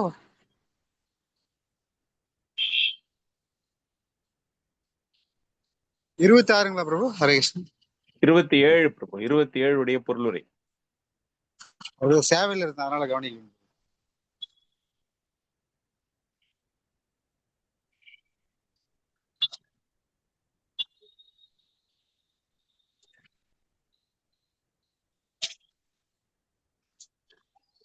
படிக்கிறீங்களா பிரபு? முடியுமா? தூய ஞானமான முழுமுதற் கடவுள் கீழ்ப்படிந்து செயல்படுவதே உயிர்வாளிகளின் உண்மையான சொரூபமாகும். இந்த தூய ஞானத்திடமிருந்து பிரிவது எனும் மயக்கத்தை ஒருவன் அடையும் போது அவன் மாயின் சக்தியால் கடத்தப்பட்டு பரமபுருஷ பகவானை புரிந்து கொள்ள முடியாதவனாகி விடுகிறான். மாயின் சக்தியின் விருப்பு வெறுப்பு எனும் இருமையில் தோன்றுகிறது. இந்த விருப்பு வெறுப்பு காரணத்தினால் முழு முதற் கடவுள் ஐக்கியமாக விரும்பும் முட்டாள் மனிதன் பரமபுருஷ பகவான் கிருஷ்ணரின் மீது பொறாமை கொள்கிறான். விருப்பு வெறுப்புகளில் களங்கமடையாத மயங்காத தூய பக்தர்கள் பகவான் ஸ்ரீ கிருஷ்ணர் தனது அந்தரங்க சக்தியின் மூலம் தோன்றுகிறார் என்பதை புரிந்து கொள்ள முடியும். ஆனால் இருமையிலும் அறியாமையிலும் மயங்கியுள்ளவர் பரமபுருஷ பகவான் ஜட சக்தியினால் படைக்கப்பட்டவர் என்று எண்ணுகிறார். இஃது அவர்களின் துரதிர்ஷ்டம். இவ்வாறு மயங்கியவர்கள் இதற்கு அடையாளமாக மான அவமானம், இன்பம் துன்பம், ஆண் பெண், நல்லது கெட்டது, சுகம் துர்க்கம் முதலியாக மயக்கத்தில் ஆழ்ந்தது. இவள் எனது மனைவி, இஃது எனது வீடு, நானே இந்த வீட்டின் தலைவன், இந்த நாயகின் கணவன் நானே என்று எண்ணுகிறார். இதுவே மயக்கத்தின் இருமையாகும். இருமைகளில் இவ்வாறு மயங்கியவர்கள் முழு முட்டாள்கள் என்பதால் பரமபுருஷ பகவானை புரிந்து கொள்ள முடியாது. ஹரே கிருஷ்ணா பிரபு. சோ இதுல முக்கியமா ஒரு புதுசா ஒரு டாபிக் பகவான் எடுத்துட்டு வர்றாரு. என்ன எடுத்துட்டு வர்றாரு அப்படின்னா, ஏன் அவரை புரிந்து கொள்ள முடியாது? இருமை அப்படிங்கும்போது நம்ம எல்லாருக்குமே தெரியும். பிளஸ் மாயையினுடைய ஒரு கவர்ச்சி. மாயையினுடைய கவர்ச்சின்னா பிறப்பே ஒரு மாயை இல்லையா? குழந்தைக்கு வந்து ஹாப்பி பர்த்டேன்னு எல்லாருமே பாடிக்கிட்டு இருக்கும்போது குழந்தை அழுதுகிட்டே இருக்கும். அதே போல அந்த பெண் அந்த பிரசவம் செய்யக்கூடிய பிரசவ வழியில துடித்து கொண்டு இருப்பாள். ஆனா வாழ்க்கையில வந்து அவங்களுக்கு ஒரு மகிழ்ச்சி அப்படிங்கிறாங்க. குழந்தை பிறந்தா ஒரு மகிழ்ச்சி பெண்களுக்கு அப்படிங்கிற விஷயம். சோ இதுதான் ஒரு மாயா நம்மளுடைய பௌதீக வாழ்க்கை மாயை நிறைந்தது அப்படிங்கும்போது அந்த இருமைகள் அப்படின்னா இன்பம் துன்பம் அப்படின்னு மாறி மாறி நம்ம வந்துகிட்டு இருக்கு. இந்த ஒரு குணங்கள் எப்படி தொடர்ந்து வருகின்றன? சர்வ பூதானி சம்மோகம். அந்த ஜீவராசிகளுக்கு இந்த மாயையானது பிறப்பிலிருந்தே அவர்களுக்கு அது வருகிறது அப்படிங்கிறது தான் பகவான் இங்க சொல்றார். இந்த மாயை அப்படிங்கிறது எப்படி வருகின்றது என்றால் வாசனைகள் மீன்ஸ் என்னது? பூர்வ ஜென்மத்துல நம்ம வந்து எப்படி இருந்தோமோ அந்த வாசனைகள் தொடர்ந்து ஏற்படுத்தி கொண்டே இருக்கிறது. இது எதற்காக பேசுறோம் அப்படின்னா, இந்த ஒரு பதத்திற்கு ராமானுஜாச்சாரியார் அவர்கள் எழுதும்போது அந்த பிறப்பு என்பதே ஒரு ஏமாற்றம் தரக்கூடியது அப்படின்னா அந்த வாசனைகள் தொடர்ந்து வந்து கொண்டே இருப்பதினால் அந்த மாயையினுடைய ஒரு கவர்ச்சி. ஒரு நல்ல ஒரு பக்தனாக, இந்த இருமைகளை பத்தி நம்ம இங்க பேசுறோம்னா, ஒரு நல்ல ஒரு பக்தனாக இருப்பவன் அவனுக்கு அடுத்த ஜென்மம் ஒண்ணு இருந்துச்சுன்னா அவனுக்கு வந்து அந்த இருமைகளுடைய பாதிப்பு அவங்ககிட்ட அவ்வளவா இருக்காது. அவன் காரணம் என்ன அப்படின்னா, அந்த பக்தி அப்படிங்கிற அந்த போர்வையிலேயே அவன் போய்கொண்டே இருப்பதினால், போர்வை கிடையாது, அந்த பக்தி அப்படிங்கிறதையே அவன் செஞ்சு கொண்டு இருப்பதினால் அவனுக்கு இந்த இருமைகள் பாதிப்பு இருக்காது இல்லையா? ஒரு மகாத்மாவை பத்தி நம்ம பேசும்போது படிக்கிறோம்ல, இதுக்கு முன்னாடி பார்த்தோம்ல, அவங்களுக்கு வந்து இன்பம் துன்பம் எதுவுமே கிடையாது, எல்லாத்தையுமே ஏற்றுக்கொள்வார்கள், எல்லாமே பகவான் கொடுத்த ஒரு கருணையாகத்தான் அவர்கள் ஏற்றுக்கொண்டிருப்பார்கள் அப்படின்னு. ஆனால் இந்த இடத்துல இந்த மாயை அப்படிங்கிற ஒரு விஷயத்துக்கு ராமானுஜாச்சாரியர் எழுதும்போது பூர்வ ஜென்மத்தில் அவர்கள் எதை அனுபவித்தார்களோ அது வருகின்றன அப்படிங்கிற ஒரு விஷயம்தான். இந்த சூக்ஷமம் ஸ்தூலம் சொல்றோம் இல்லையா, அந்த மாதிரி பார்க்கும்போது that சப்டில் element, not a cross element, அந்த சப்டில் எலிமெண்ட் சூக்ஷமம், அந்த சூக்ஷமமான விஷயங்கள் என்ன ஆயிடுது அப்படின்னா அந்த மனதில் பதிந்து விடுகிறது. அந்த மனதில் நம்ம அந்த 8 விஷயங்களை பார்க்கும்போது மனம், புத்திசாலித்தனம், பொய், அகங்காரம், அதுதான் வந்து அந்த உடலில் இருந்து செல்லும் பொழுது ஆத்மாவோடு செல்கின்றது அப்படின்னு நம்ம பார்த்தோம் இல்லையா? சோ இதோட அந்த கார்மிக் ரியாக்ஷன், அந்த கர்ம வினைகளை நம்ம தொடர்பு படுத்தி பேசணும் இந்த இடத்துல. அப்பதான் வந்து அந்த மாயை ஏன் தொடர்ந்து வருகிறது, நமக்கு வந்து இந்த ஒரு பிறவி கிடைக்கும் போதும் அந்த தொடர்ச்சி ஏன் ஏற்படுகிறது என்று பார்க்கும்போது, அந்த பூர்வ ஜென்மத்துல இதற்கு முந்தைய பிறவியில் அவர்கள் எதையெல்லாம் செய்ய முடியல அப்படின்னு அந்த மனசுல அவங்களுக்கு ஒரு ஏக்கமோ, ஒரு கோபமோ, ஒரு ஆத்திரமோ, ஒரு பழிவாங்கும் உணர்ச்சியோ எதெல்லாம் அவங்க ஸ்டோர் பண்ணிக்கிறாங்களோ மைண்ட்ல, அது என்ன ஆயிடும் அப்படின்னா அது வாசனாஸ் அப்படிங்கிறது அப்படியே தொடர்ந்து அடுத்த பிறவியில் அவர்கள் எடுக்கக்கூடிய பிறவிகளிலும் அது வருகின்றது. கணவன் மனைவி 2 பேருக்குள்ள நீங்க பாத்தீங்க அப்படின்னா 2 விதமான கணவன் மனைவிகள். ரொம்ப அன்பா இருக்கிறவங்க இருக்காங்க, ரொம்ப சண்டை போடுறாங்க, பழி வாங்குறாங்க. மனைவி வந்து மேக்சிமம் ஒரு கணவனை துன்புறுத்த வேண்டும் அப்படின்லாம் இருக்கிற வாழ்க்கை எவ்வளோ பேர் இருக்காங்க. இதற்கு காரணம் என்ன அப்படின்னா பூர்வ ஜென்மத்தில் அவர்களுக்கு ஏதோ ஒரு பந்தம் இருந்திருக்கிறது. அந்த பந்தத்துல அந்த பொண்ணும் அந்த பையனும் பழி வாங்கணும், என்னை இந்த மாதிரி இன்சல்ட் பண்ணிட்டாங்க, அதுக்கு நான் திரும்ப பதில் கொடுத்தே ஆகணும் அப்படின்னு மனசுல அப்படியே பதிய வச்சுக்கிட்டா அடுத்த ஜென்மத்தில் அந்த ஒரு வாய்ப்பு கிடைக்கிறது. இது நீங்க இன்னும் பாத்தீங்க அப்படின்னா அந்த பிலசாபிக்கலி அவங்க என்ன சொல்றாங்கன்னா, இந்த சோல், இந்த எண்ணம் எப்பொழுது மாறும் என்றால் அந்த பழிவாங்கும் உணர்ச்சி குறையும் பொழுதுதான் அது கம்ப்ளீட்டா மாறும். அது ஸோ அதனாலதான் நம்ம வந்து இந்த பக்தி இயக்கம்னு வரும்போது என்ன பண்றோம், this is called karmic reaction. Karmic ரியாக்ஷன்ல வந்துட்டு ஒவ்வொருத்தருடைய வாழ்க்கையிலையும் பல்வேறு விஷயங்கள் நடைபெறுகிறது என்றால் அது தொடர்ச்சி. அந்த கார்மிக் ரியாக்ஷன் நீங்க ஸ்டாப் பண்ணணும்னு நினைச்சீங்கன்னா இந்த மாதிரி பக்தியில ஒருத்தர் வரும்பொழுது மன்னிச்சிடுவோம், என்னுடைய மனைவி செஞ்ச தவறை நான் மன்னித்து விடுகிறேன், என்னுடைய மகன் செய்த, என்னுடைய சகோதரன் செய்த, என்னுடைய சகோதரி செய்த அப்படின்னு இல்ல என்னுடைய நண்பன் செய்த அப்படின்னு பல்வேறு விஷயங்கள் நமக்கு தீமைகளாக அமைந்திருக்கலாம். அதை எல்லாத்தையுமே நீங்க விட்டுட்டீங்க அப்படின்னா அந்த கார்மிக் ரியாக்ஷனை நீங்க இந்த இடத்துலயே பிரேக் பண்றீங்க. இல்ல எப்படியாச்சும் பழி வாங்கணும், நிறைய நம்ம நியூஸ் பேப்பர்ல படிக்கலாம். 20 வருஷம் 30 வருஷத்துக்கு முன்னாடி நடந்த ஒரு பிரச்சனை, இப்ப வெளியே வந்திருக்காரு, ஜெயில இருந்து வந்திருக்காரு, அவரை வெட்டிட்டாங்க அப்படிம்பாங்க. அப்படின்னா அந்த பழிவாங்கிற உணர்ச்சி கொஞ்சம் கூட குறையாமல் இருக்கின்றது. அந்த மாயா அப்படிங்கிற விஷயம் அந்த மாதிரிப்பட்ட விஷயங்கள் தான். அந்த கார்மிக் ரியாக்ஷன், நம்மளுடைய வாசனா எப்படி வருது, ராமானுஜாச்சார் ரொம்ப அழகா ஒரு விளக்கம் தராரு இந்த ஒரு ஸ்லோகத்தை பொறுத்த வரைக்கும்.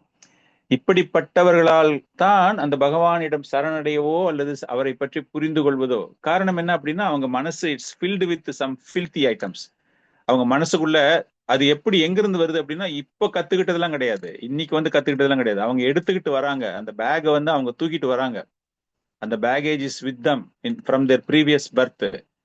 அதனால தான் நம்ம எல்லாத்தையுமே தெரிஞ்சுக்கிட்டு இந்த மாதிரி ஒரு பக்தி இயக்கத்தில் நாம் இணைத்து கொண்டு பகவானினுடைய பக்தர்களுக்கு சேவகம் செய்யும் பொழுது முழுமையாக நாம் அதிலிருந்து விடுபடுகிறோம். சோ அதுதான் பகவான் இங்க சொல்றாரு, அப்படிப்பட்டவர்களுக்கு எல்லாத்துக்குமே காரணம், அப்படிப்பட்டவர்களுக்கு அது அவ்வளவு எளிதாக கிடைக்காது அப்படின்னு. பகவான் வந்துட்டு அடுத்த ஸ்லோகத்துல ரொம்ப அற்புதமான ஒரு ஸ்லோகம், அது வந்து எப்படி இந்த மாதிரி ஒரு மனிதர்கள் வெளியே வர முடியும் அப்படிங்கிறதுக்கு அருமையான ஒரு ஸ்லோகம் இது. ரொம்பவும் பிரபுபாதர் இந்த ஸ்லோகத்தை நிறைய இடங்கள்ல பயன்படுத்தி இருக்காரு. ஐ திங்க் இது உங்களுடைய மெமரைசேஷன் ஸ்லோகம் நினைக்கிறேன். ஏஷம் த்வ அந்தகதம் பாபம் ஜனானாம் புண்ணிய கர்மனாம் தே த்வந்த்வ மோக நிர்முக்தா பஜந்தே மாம் திருத விருதஹா.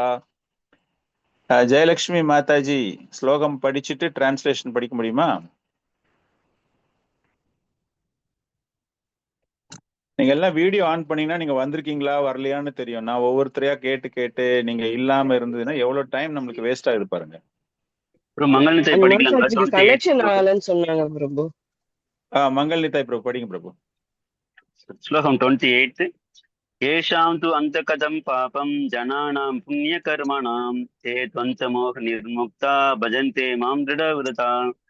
மொழிபெயர்ப்பு: முற்பிறவியிலும் இப்பிறவியிலும் புண்ணிய செயல்களில் ஈடுபட்டு எவர்களது பாவ விளைவுகள் முழுமையாக ஒழிக்கப்பட்டு விட்டதோ, எவர்கள் மயக்கத்தின் இருமையிலிருந்து பூரணமாக விடுபட்டுள்ளார்களோ அவர்களே எனது பக்தி தொண்டில் மன உறுதியுடன் ஈடுபடுவார்.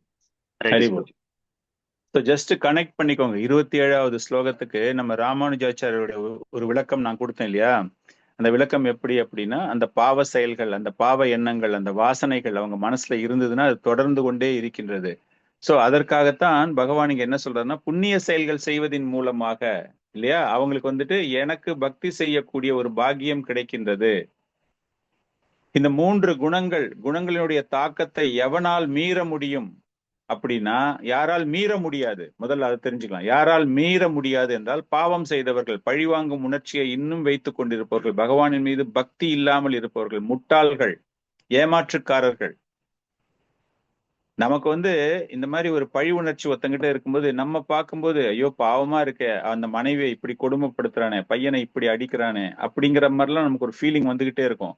சோ அதனாலதான் அவங்களுக்கு அந்த மாதிரி ஒரு பாவம் செய்பவர்களுக்கு என்ன அப்படின்னா, அதை அப்படியே அந்த பேக் எடுத்துட்டு வந்துகிட்டே இருக்காங்க. அவங்க அந்த பாவத்தை அவர்கள் தொடர்ந்து செய்கிறார்கள். நம்மளுடைய மனசு வந்துட்டு கொஞ்சம் கருணை மிகுந்ததாக இருக்கிறதால அது ஒரு பாவ செயலாக நாம் பார்க்கிறோம். அவர்களுக்கு அது ஒரு பாவ செயல் என்ற ஒரு எண்ணமே கிடையாது அவங்களுக்கெல்லாம். காரணம் அது தொடர்ந்து வந்து கொண்டே இருக்கிறது. இப்படிப்பட்டவர்கள் அப்படிங்கும்போது நிச்சயமாக என்ன அருவவாதிகளுக்கு இணையாக அருவவாதிகள் அப்படிங்கும்போது யோக பயிற்சி செஞ்சுட்டு உருவத்தின் மீது நம்பிக்கை இல்லாமல் இருக்கலாம், இல்லையா கடவுள் நம்பிக்கையே இல்லாதவர்களாக கூட இருக்கலாம். இதற்கு என்னென்ன காரணம் அப்படின்னா, அவங்க தங்களுடைய நிலையை மறந்து விடுகிறார்கள். they wanted to dominate. இல்ல, ஒரு சேவகன் அப்படிங்கும்போது, கணவன் மனைவிக்குள்ள ஒரு பிரச்சனை அப்படிங்கும்போது அந்த தான் அப்படிங்கிற அந்த அகந்தை தான் அவனுக்கு தலை தூக்கி நிற்கின்றதை தவிர, அவனுடைய எட்டர்னல் பொசிஷன் நம்ம வந்து ஒரு சேவகனாக செய்யணும், எனக்கு என்னுடைய பகவானினுடைய ஒரு அங்கம், நானும் ஒரு அங்கம், எல்லாருமே சமமாக அப்படிங்கிற ஒரு பார்வை எல்லாமே அவங்க கிட்ட கிடையவே கிடையாது. அந்த நித்தியமான அந்த கான்ஸ்டிடியூஷனல் பொசிஷன் சொல்லுவோம்ல, அந்த நித்தியமான நிலையை அவர்கள் மறந்து விடுகிறார்கள். ஸோ இதனால தான் இவங்களுக்கு எல்லாமே கம்ப்ளீட்டா அகெயின்ஸ்ட் பகவான். They are not accumulating. அவங்களுக்கு வந்து புண்ணிய செயல்கள் சேருவது கிடையாது, பாவ செயல்களில் மீண்டும் மீண்டும் மீண்டும் தங்களை மாற்றிக்கொண்டே இருக்கிறார்கள் அப்படிங்கிற ஒரு விஷயம். இதெல்லாமே கிடைக்கணும், ஒரு பக்தி ஒருத்தனுக்கு கிடைக்கணும் அப்படின்னா கொஞ்சமாச்சும் அவன் புண்ணிய செயல்கள் செஞ்சிருந்தால்தான், பூர்வ ஜென்மத்துல புண்ணிய செயல்கள் செய்திருந்தால்தான். நமக்கு வந்து தெரியும் இல்லையா, 3 வகையான கர்மாக்கள் நம்ம எல்லாருக்கும் இல்லையா, சஞ்சித கர்மா, பிராரப்த கர்மா, நிகாமி கர்மா. அதாவது இந்த ஜென்மத்துல நீங்க புதுசா ஏதாச்சும் ஒரு பாவத்தை நீங்க செஞ்சு அதை நீங்க எடுத்துக்கிறது, அதுக்கு ரிசல்ட் உங்களுக்கு உடனே கிடைக்குமா கிடைக்காதான்னு தெரியாது. புதுசா நீங்க பண்ணி அந்த பாவத்துக்கு எப்ப நீங்க அனுபவிக்க போறீங்களோ தெரியாது நமக்கு.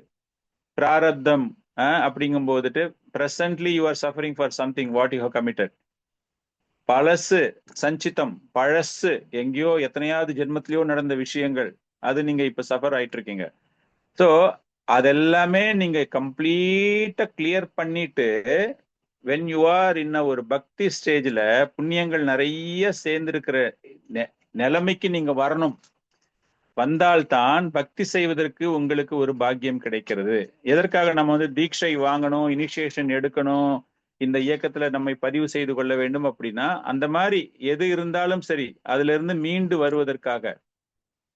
அந்த மாதிரி நம்ம மீண்டு வந்து ஒரு புண்ணியமான நிலையில் நம்மை நாம் நிலைநிறுத்தி கொள்ளும் போது பகவான் சொன்ன மாதிரி அந்த பகவானை புரிந்து கொள்ள முடியும். இது பகவான் அப்படிங்கிற விஷயம் தெரியும் நமக்கு. நமக்கு வந்து இந்த பௌதீகத்தோட ஒரு சங்கமம் இருந்தாலும் கூட அதிலிருந்து மீள்வதற்கான எல்லா விதமான வழிகளும் நமக்கு இருக்கின்றது.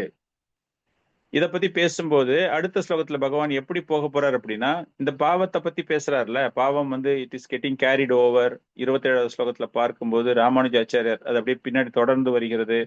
28ல என்ன சொன்னார் பகவான், புண்ணியங்கள் யார்கிட்டயாச்சும் இருந்தா தான் அவங்களால என்னை பத்தி புரிஞ்சுக்க முடியும் அப்படின்னு சொல்லிட்டு, இந்த 29வது ஸ்லோகத்துல அவர் என்ன சொல்றாரு அப்படின்னா, சகாம பக்தர்களை பற்றி ஒரு விவரத்தை தருகிறார். சகாமா அப்படிங்கும்போது என்னது, சகாமா அப்படின்னா என்னது, அதனுடைய ஒரு விளக்கம் நம்ம எல்லாருக்குமே, நமக்கு சகாம யோகி அப்படின்னா தெரியும் நமக்கு, இஸ் மென்ட் ஃபார் பௌதிக ஆசைகளுக்காக செய்பவர் இல்லையா. எனக்கு வந்து முக்தி கிடைக்கணும் அப்படிங்கிறதுக்காக, ஏதோ ஒரு நோக்கத்திற்காக, முக்தி இந்த சென்ஸ் புண்ணியமாக ஸ்வர்க்கத்துக்கு அடையணும் அப்படிங்கிற மாதிரி ஒரு எண்ணத்துல அவங்க செய்யக்கூடிய பக்தி தொண்டு. ஸோ 29ல வந்துட்டு is going to talk about the சகாமா டிவோட்டிஸை பத்தி பேச போறாரு. ஸ்லோகா 29. ஜரா மரண மோக்ஷாய மாம் ஆஸ்ரித்ய யதந்தி யே தே பிரம்ம தத்விது கிருத்ஸ்னம் அத்யாத்மாம் கர்ம சாகிலம்.